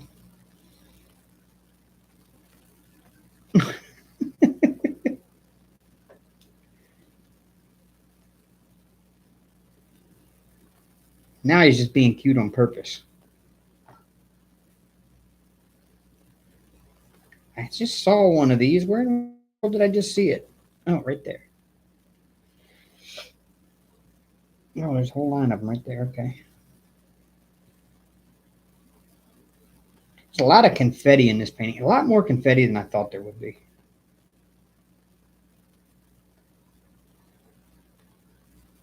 But I guess when you're dealing with 100 colors, there's going to be confetti. Because I think some of these sections have actually used all 100 colors.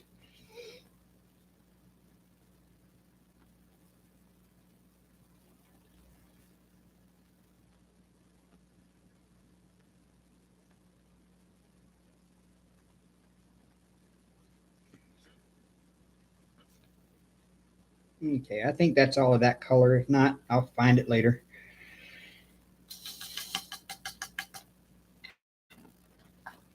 He is, Brian. He really is. It's raining and thundering there. Yeah, that's supposed to be heading our way sometime tonight.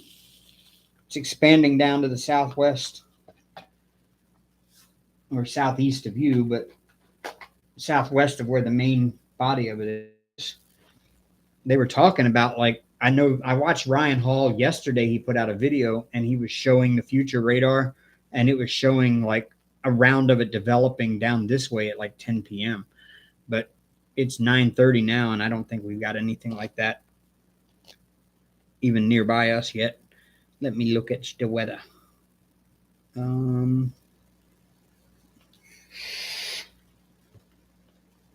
Severe thunderstorm watch until 3 a.m.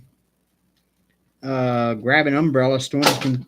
Hank, you just as bad as are you? Ooh, radar looks kind of rough.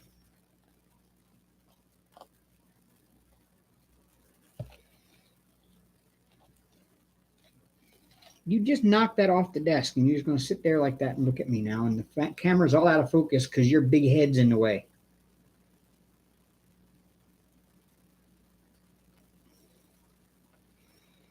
I don't see any radar with anything close by us right now.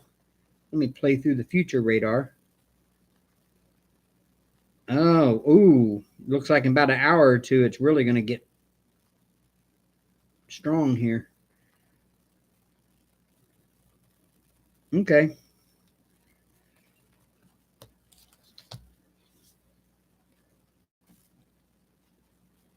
Yeah, I saw that before I went live, Dreamer. I was watching a movie on YouTube, and I saw over and recommended that Ryan Hall was live, and I went and checked it out for a few minutes, and saw that at that point in time it was all around Memphis and eastern Arkansas at that point. Speaking of Memphis, or the Memphis area, today is Wayne's birthday, my oldest son. You saw him. If you go back through my videos, you'll see the one where we did the Bean Boozled challenge. Wayne was the son that was in that. He's been in a couple of videos that we did from his house, or from his in-laws' house, where he lives.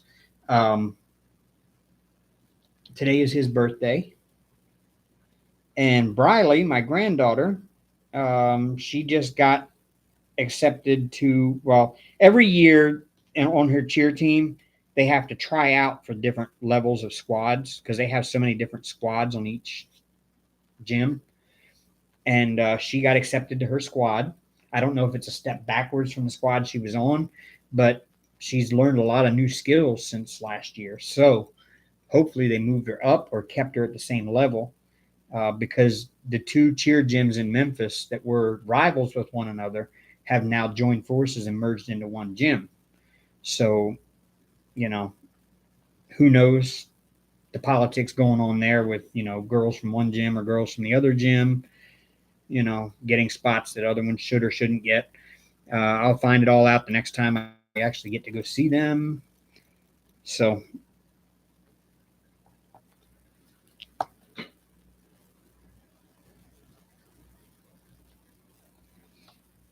but Briley is not feeling well. My daughter-in-law posted on Facebook that she wasn't feeling well. She's got a high fever that just won't go away, and she just feels overall terrible.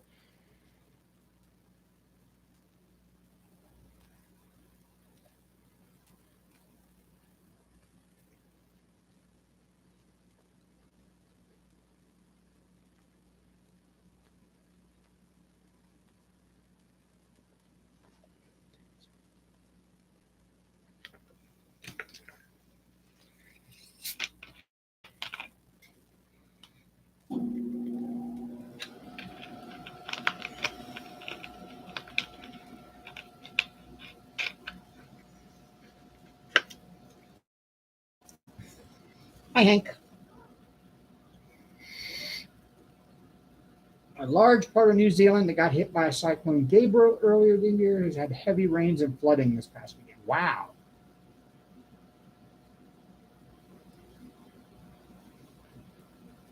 I'm sorry to hear that. We was watching Ryan Hall.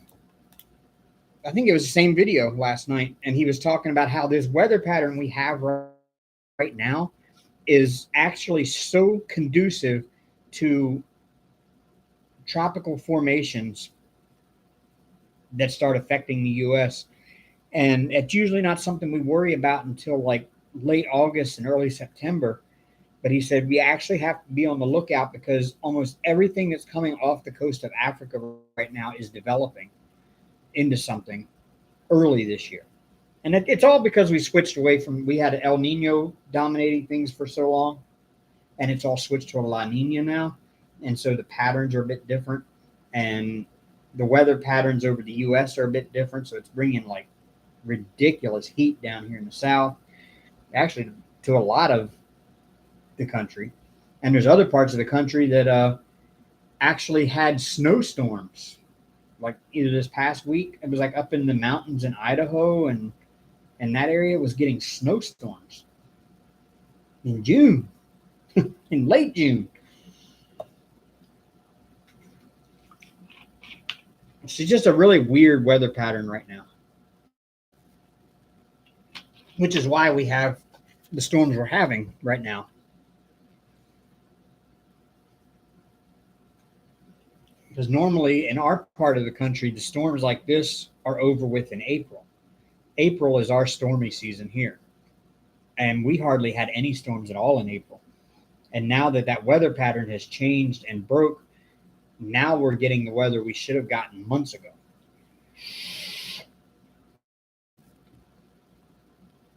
Is it that way around? Oh, I thought it was the other way around. I thought the El Nino left and La Nina came in. I was confused there. But I knew one went away and one came back. One went away and one started up. So, but that's the reason why we have all these weird weather patterns right now, is just because of that change. It's hard to believe that one little section of water out in the Pacific Ocean can cause worldwide weather to be so different.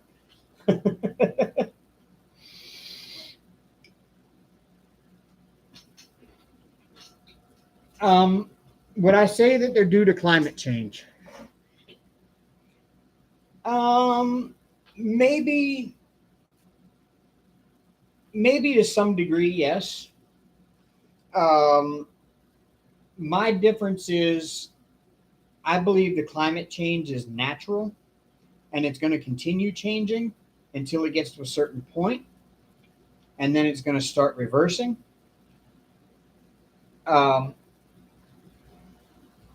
They say we have an ice age every, 10,000 years or 50,000 years or something like that, right? If you look at the years since the last ice age, we're at about almost that midpoint of time in between the cycle of ice ages.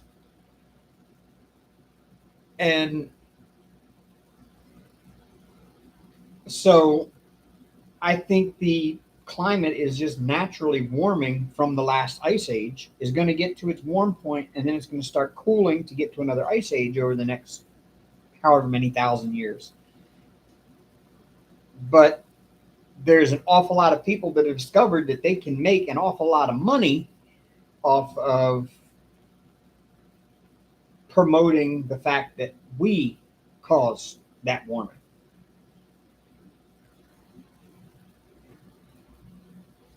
And that includes politicians and corporations. And a lot of times those politicians are involved in those corporations. So I think that's got a lot to play in the whole climate change thing that we see now. But I honestly believe that the climate change is just natural. It's normal. It's going to happen. Because a lot of it has to do with our Earth. It sits tilted on its axis like this. Okay? And everybody thinks, well, it just spins on its axis, tilted like that while it goes around the sun. But what they don't realize is that tilt actually changes over so many, it wobbles like this. So the earth is actually spinning and wobbling. And it also is doing this. That axis that the earth spins on is going back and forth like this and around in a circle while the earth is spinning on it. And so that's going to change your climate. That's going to change the way the earth heats as it goes around the sun. It's going to change the way it cools as it goes around the sun. And it's going to happen in a cycle nature. Yeah, hopefully not that. Good night, Cajun. Thanks for stopping in. Yeah, I hope not, Deborah. That was horrible. That was rough.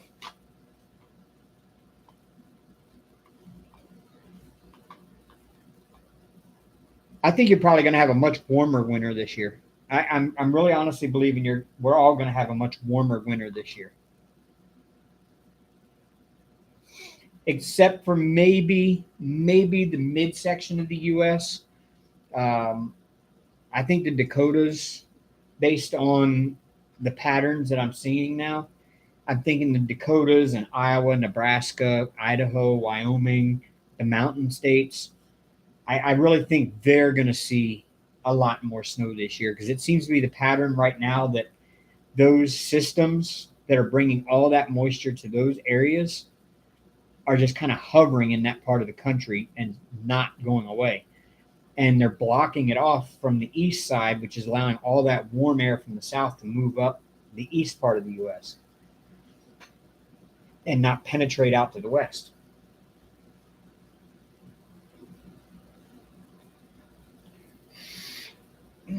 So I think that's what I see happening. You agree, Hank?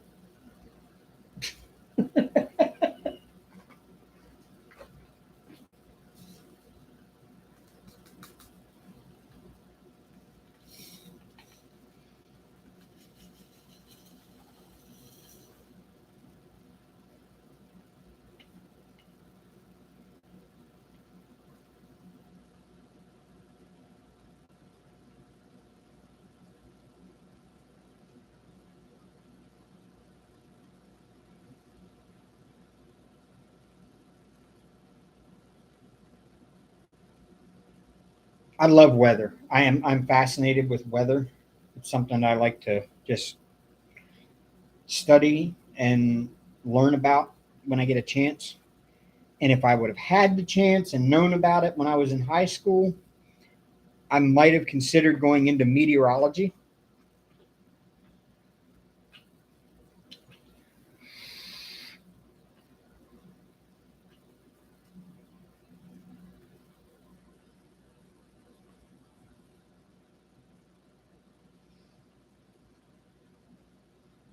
And I think what really kickstarted it for me was the movie Twister. Now, although that was so unrealistic, it was ridiculous. It opened my eyes to the fact that there is like storm chasers, and there are people that go out and do this. And then the advent of YouTube came up, and you could start watching storm chasers do their job and stuff. And there were TV shows about them and everything. It kind of really piqued my interest, and I'm like, I wish I'd have done that when I was back in school. That's what I'd have taken up. That would have been awesome.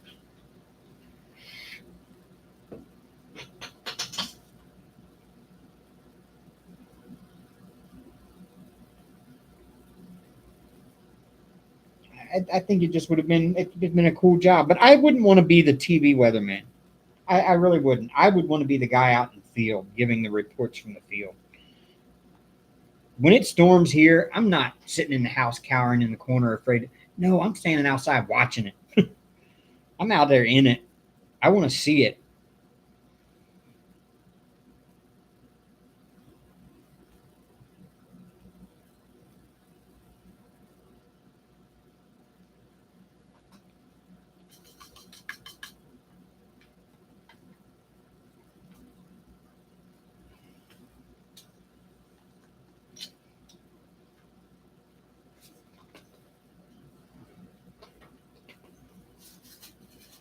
I don't think I have any of that one. Yes, I do. I've got two of them.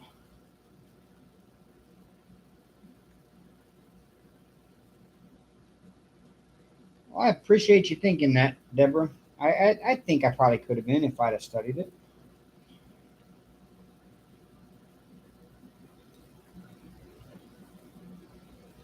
I would have been a good astronaut too, but they didn't think so.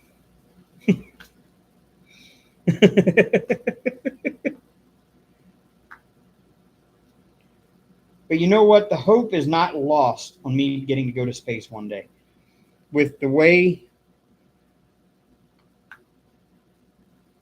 with the way space has become privatized now, and it's not just NASA launching their own astronauts up there. Um, SpaceX is putting Starship together. It'll be up and going here even better soon enough. And when it does, there is a private mission sponsored by, I think he's some Japanese millionaire or whatever, but he wants to send the first manned flight of Starship from SpaceX is going to be a trip around the moon and back. And he's sending all civilians, just different people from different walks of life. They all had to apply and go through a process of, what can you bring to the table to be worthy to go on this flight. One of them is one of the biggest names in YouTube space community. His name is Everyday Astronaut Tim Dodd.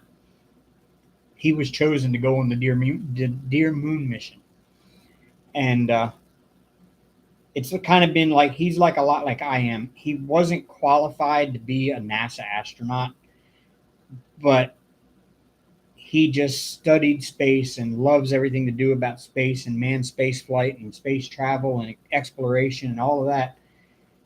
And he's constantly doing new videos about. I mean, he knows how rocket engines. He's figured out how rocket engines work and what makes them work. He's almost like a rocket scientist, just a civilian, with a YouTube channel. And the guy is going to get to go on a flight around the moon as soon as SpaceX has Starship ready for humans to fly on it. That is amazing. That opens the door to so many options of just everyday people getting to go to space that never would have been able to before.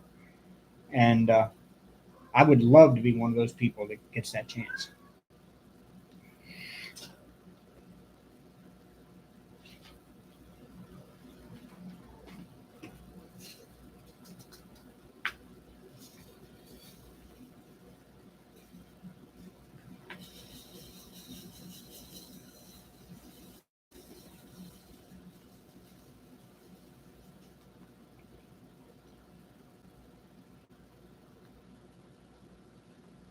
But then again, as I said earlier in the live, that you know a lot of people criticize those billionaires and millionaires for buying their way into a trip down to the Titanic. And the amount of celebrating I've seen about it is ridiculous. People celebrating the fact that these billionaires died. Oh yeah, billionaires died. I don't feel sorry for them. You know what? I'm going to tell you now. If I had that kind of money, you better believe my ass would have been booked on a sub down to the Titanic to see it.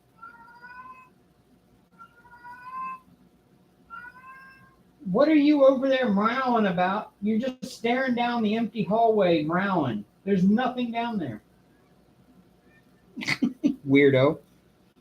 Um, yeah, my ass would have been booked on one of those. Maybe not that particular sub, because I'd have probably done my research a little more than they did. But at the same time, what reason did they have not to trust this guy? This guy was going to go down on his own sub with them. As far as they knew, it was safe. They had no clue what was going to happen. They had no clue that what they were getting into was pretty much a tin can that was going to collapse on them. they trusted that this guy knew what he was doing. He was offering trips down there. He was going to ride the machine down himself. So, you know, if I had the chance to buy my way onto if I had the money to do it and a chance to buy my way on a ride down to see the Titanic in person, I'd do it. I think that would be great. I'd go to space.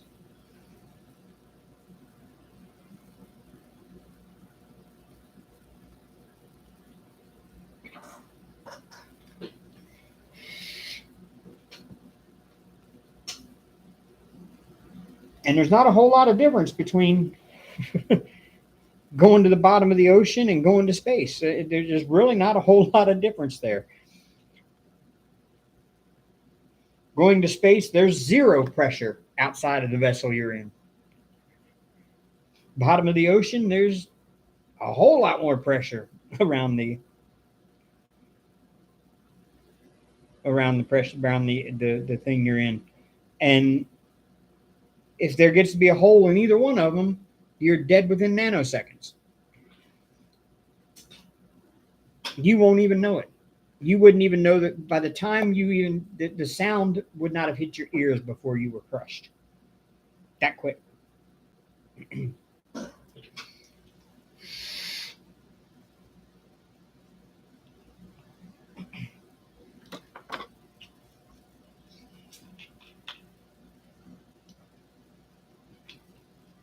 Yeah, they lost contact 8 hours before they reported, but um, from what I understand, the Navy knew from the moment that they reported it that it had imploded. It's just that they ended up with the whole, well, we don't want to tell the public unless we absolutely know it, and they hadn't found the wreckage yet, but they knew it. When they lost the signal, they called. They didn't wait 8 hours to call. It just took that long to get people on scene. Um, the Air Force or the Navy sent out some aircraft that dropped sonar buoys into the water, and they were listening devices basically. And sound in the water travels miles. They actually heard the sound of the implosion right after they dropped their buoys in the water, but they did not report that to the public because they weren't 100% sure of what it was until they found the wreckage on the bottom. And that's when they were like, oh, yep, now we can report it. Because from what I understand, loss of communication in that thing was an ongoing problem anyway. So the company didn't realize that there was a major problem. They were just figuring, oh, they lost communications, but they're still going to go down and come back up like they've done before.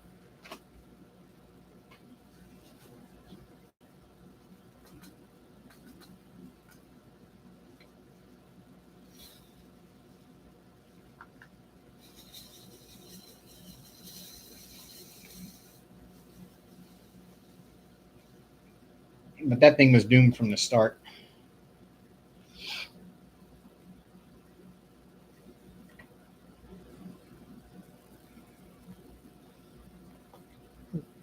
F. I need F. F.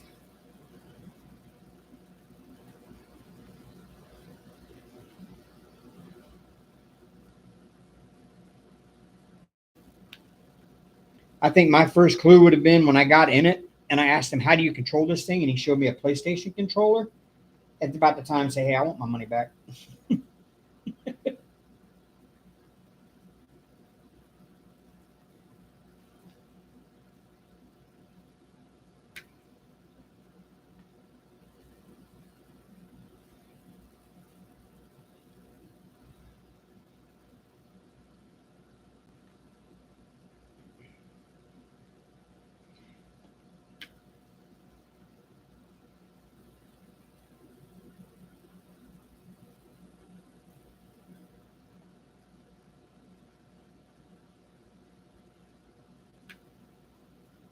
In fact, there's a YouTuber I watched the other night who just put out his video.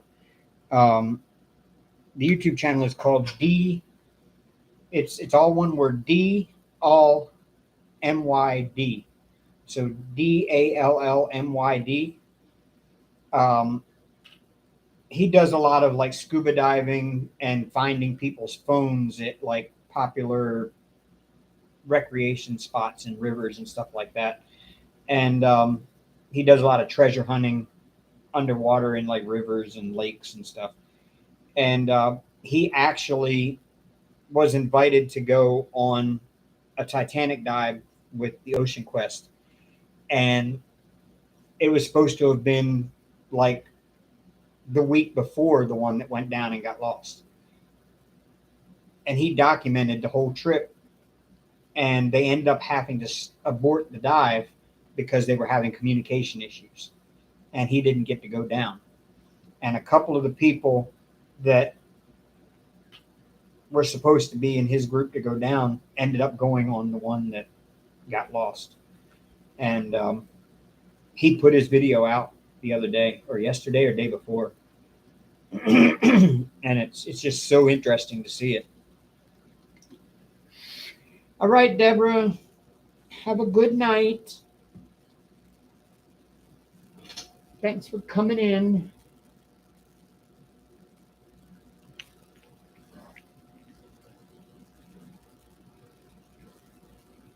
Hank, thank you.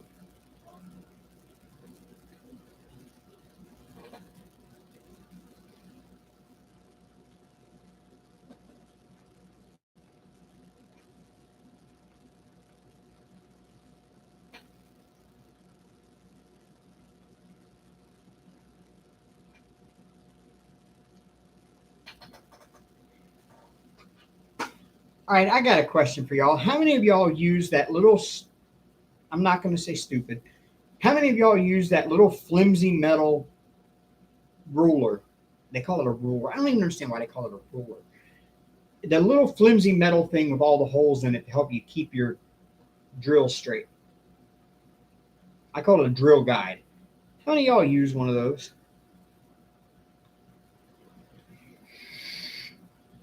Just curious to see if there's that many people that actually use them, or if they're just a gimmicky thing that they sell to beginner diamond painters.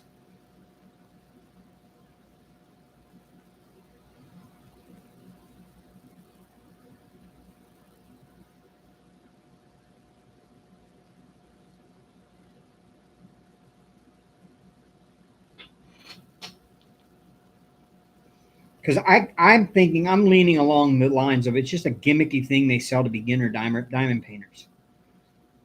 Because I personally don't know anybody in the community that uses those things. I've seen some of the OG YouTubers, the ones that have been around a while, I've seen some of them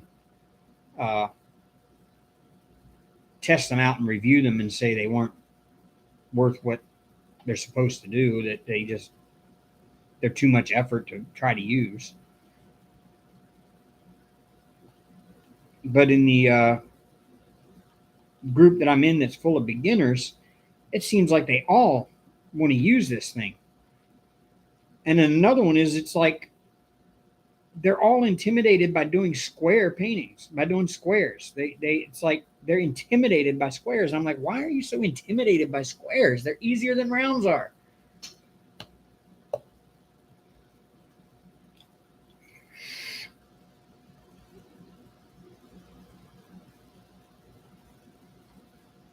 Squares are so much easier than rounds.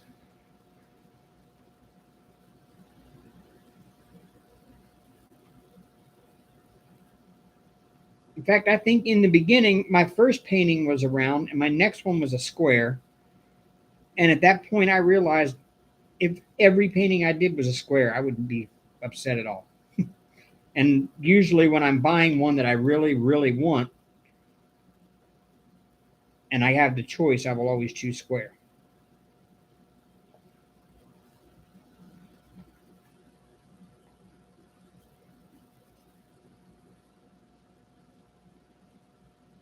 Because they're so much easier to keep straight.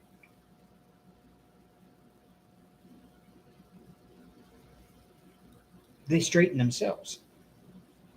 He thought about it for a quarter of a second. You know what? In the beginning I kind of thought about it, but I was going to do it more as the same reason that most of the other YouTubers did. I was going to get one and try it and review it on the channel. I was just going to use it for content because at that point in time, I already had no problems keeping my drill straight.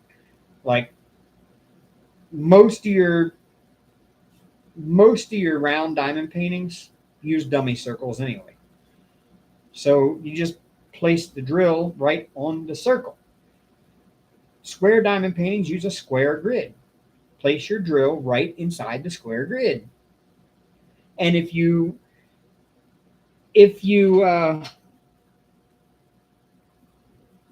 look at the grid, and the square is usually always a tiny, tiny bit smaller than the lines are.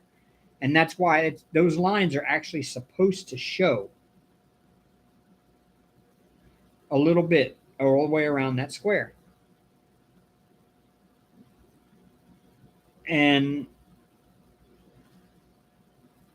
if you place the drill the same way on every square as you did on the one beside it, if you want to line up the bottom left corner with the bottom left corner of the line and keep it straight that way, then you do every drill that way, your painting is always going to be straight.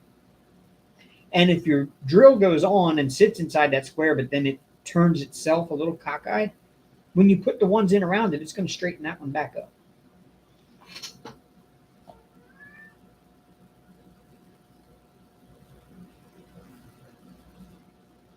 At least that's what I found. Where with rounds, I do a round painting. I spend more time straightening every drill that I put down than I do actually placing the drill. And then with a round, I will sit there like this, and then I will sit there and push it this way and that way until it sits right where I want it to. And then when I put the next one in, I end up having to adjust all of the ones around it to make sure they're all straight. And I will spend more time straightening drills than I will placing drills. But I don't want to use one of those rulers because they just seem like they're more trouble than what they're worth. Like Hank, you're going to have to get down, buddy. No, get down. You want to do something with this, Hank? Come on.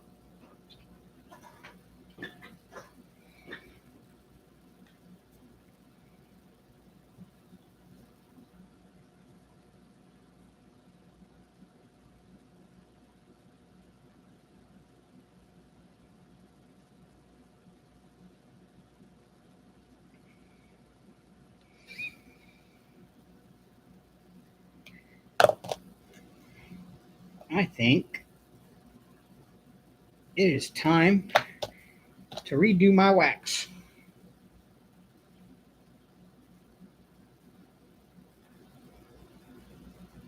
I have gone as far as I can with that little bit of wax.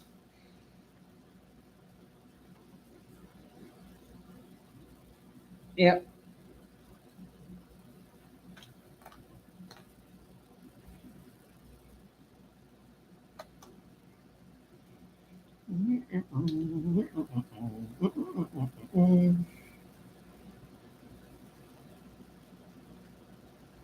Pack it full. There we go.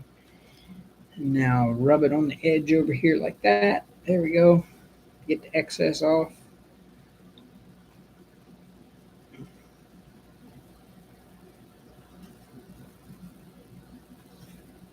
Oh, wow. I really lined it up perfect. Almost. Oh, that's much better.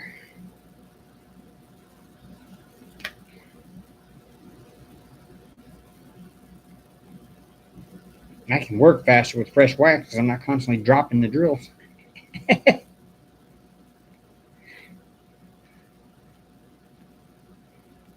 not having to poke the drill 3 times just to pick it up out of the tray.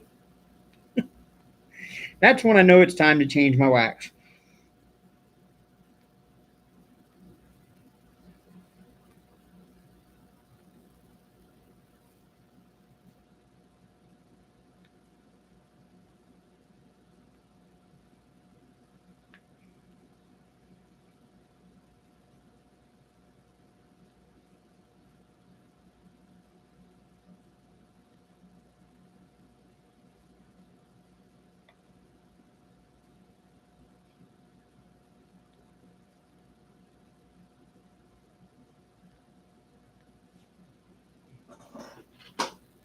starting to like squares more since DAC got their drills a more consistent size and tightening up the canvases.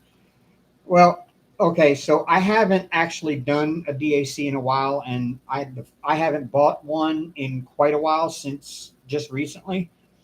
But DAC always had the best drills anyway. DAC was the ones that hardly ever had problems with their drills. Like they were the one company you could rely on to have the best drills out there. So they must have gone through a little quality drop for a while there or something, I guess then. Because I know at one point, now we're going back a few years here, but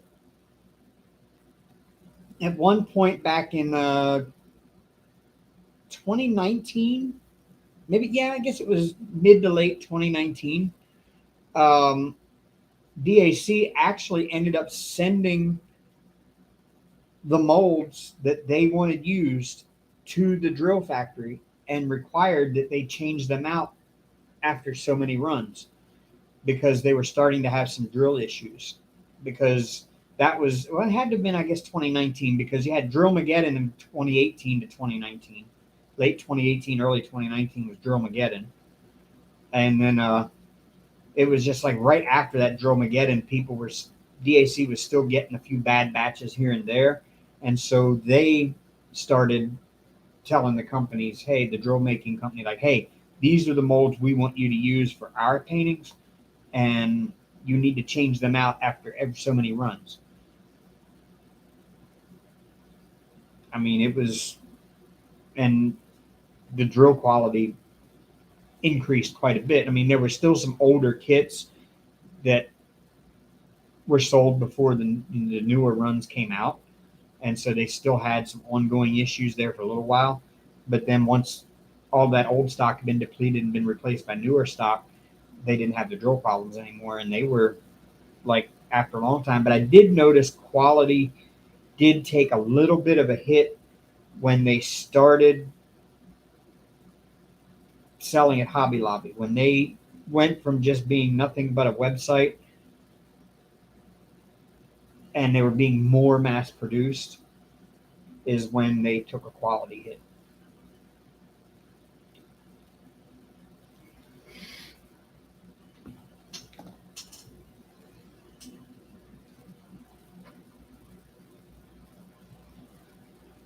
Oh, Paul's trying to call me.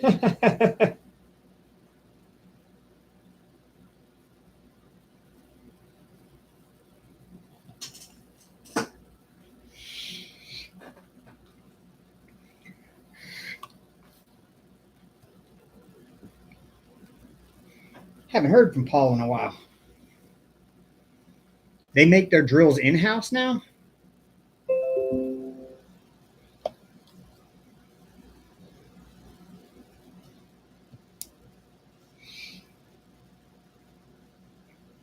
Where are they making drills in-house? I didn't know they'd started doing that.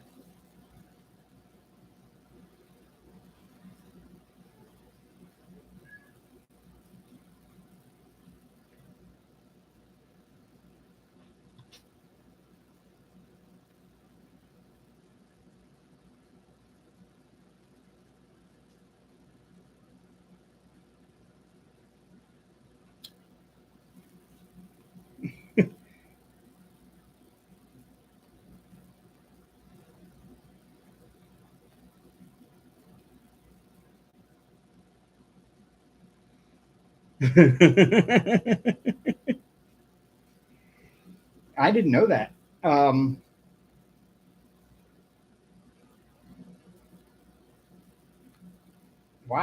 So there's actually a place in the U.S. now that makes drills? Or do they have their own factory in China that's theirs now?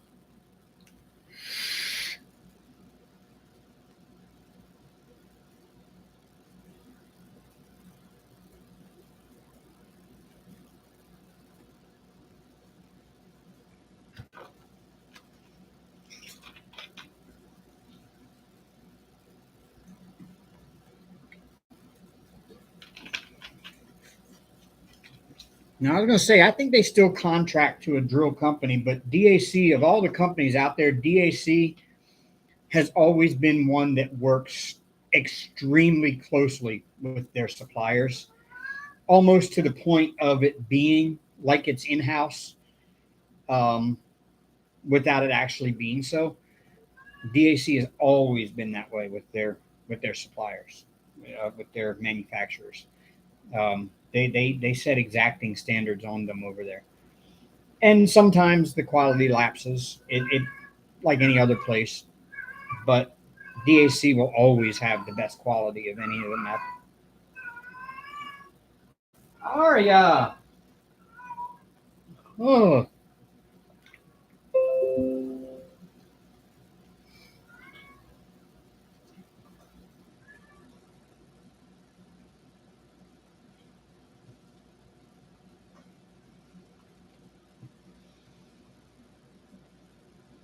what do you mean, Dreamer?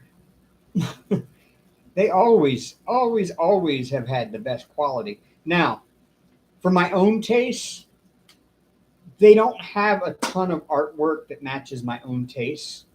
Um, that's my only issue with DAC is every now and then they'll put out something that I really like, speaks to me, that I'll buy.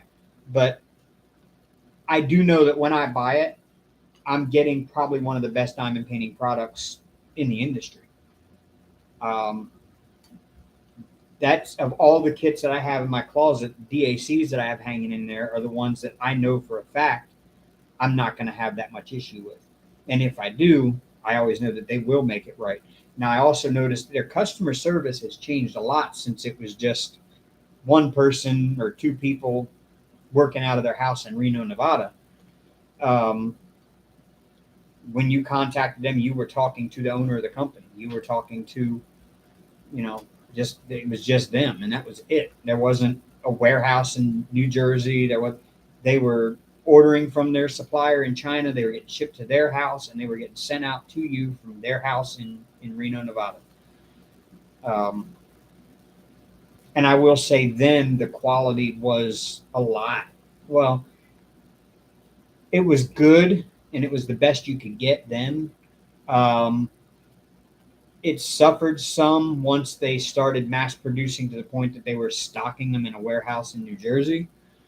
And then it kind of suffered a little bit more when they started mass producing enough to be able to keep Hobby Lobbies in stock. But like anything, they've figured it out now, and I think they've gone back to having the good quality again.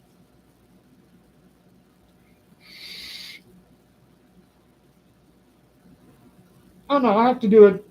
I will have to do a. Let me. Okay, hold on. Ding ding.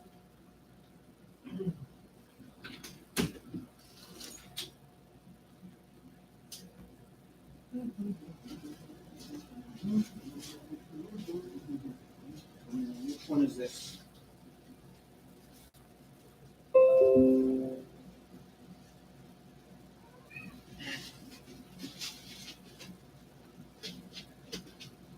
Um, Give me a minute here, y'all.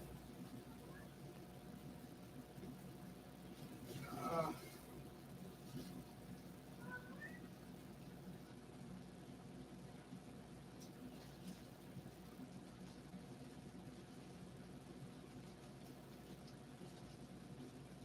okay, there we go. All right, I have. Wait a minute, that's not even one of the newer ones. Okay, hold on.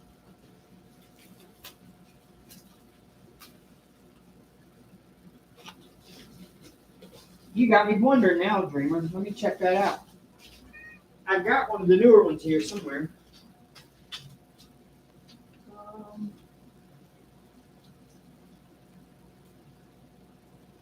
let's see.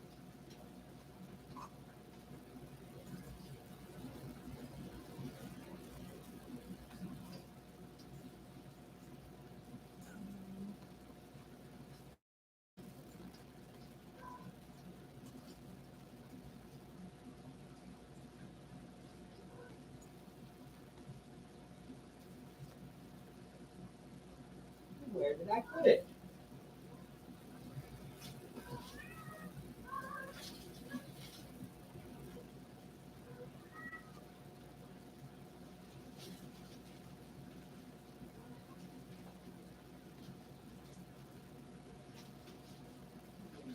There. There it is. Get out of there, are you? All right. I found it. Haven't hung it up on a hanger yet. All right. This one was bought. Yep, this is it. This is the new aniline that's relatively new. You feel the difference there. Okay.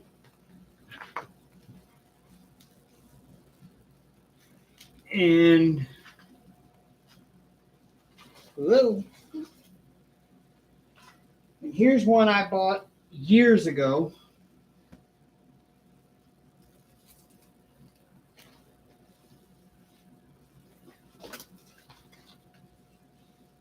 I feel no difference. None whatsoever. They both have the same.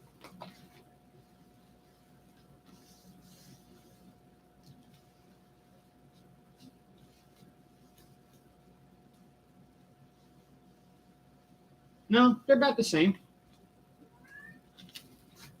You couldn't, I mean, I couldn't tell you a difference in them.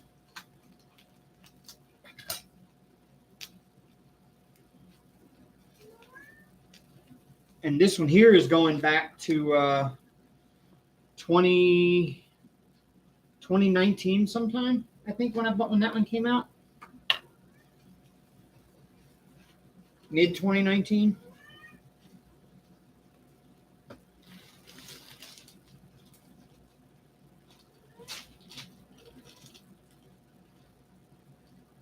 Now, what I do feel a difference in is this newer canvas.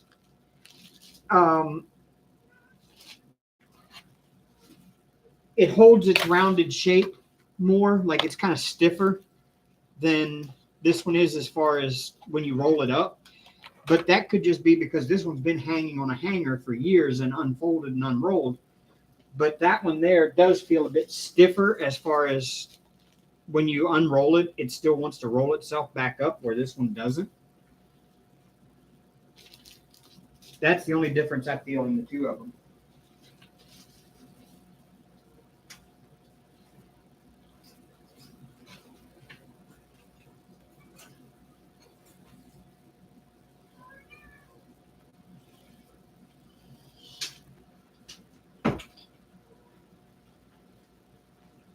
But the backing feels exactly the same. I couldn't tell you a difference between the backing on either one of them. I mean, you rub both of them and they both feel exactly the same amount of like fuzzy softness.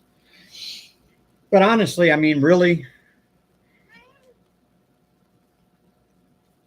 I'm not. I guess I don't understand the fuzzy softness on the back anyway, because that part is never going to be seen or felt by anybody once you put it in a frame or once you put it on a stretcher bar or whatever you're going to do with it and hang it up. Nobody's going to know what the back feels like anyway.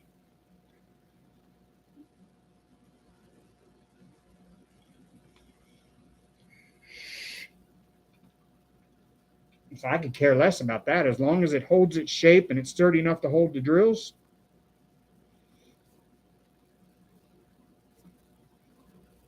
The fuzzy back is just a little extra for you to feel when you unroll it. That's all.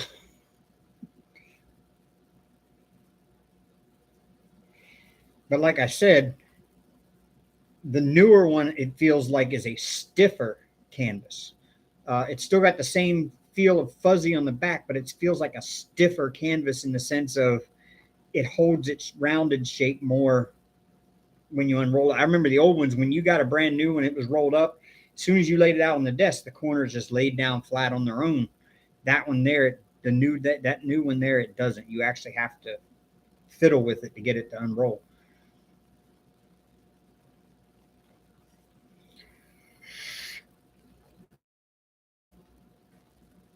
So they may be using a different canvas base material gets stiffer. But once you get that straightened out and flattened out and you put all the drills on it, that ain't going to matter anyway either.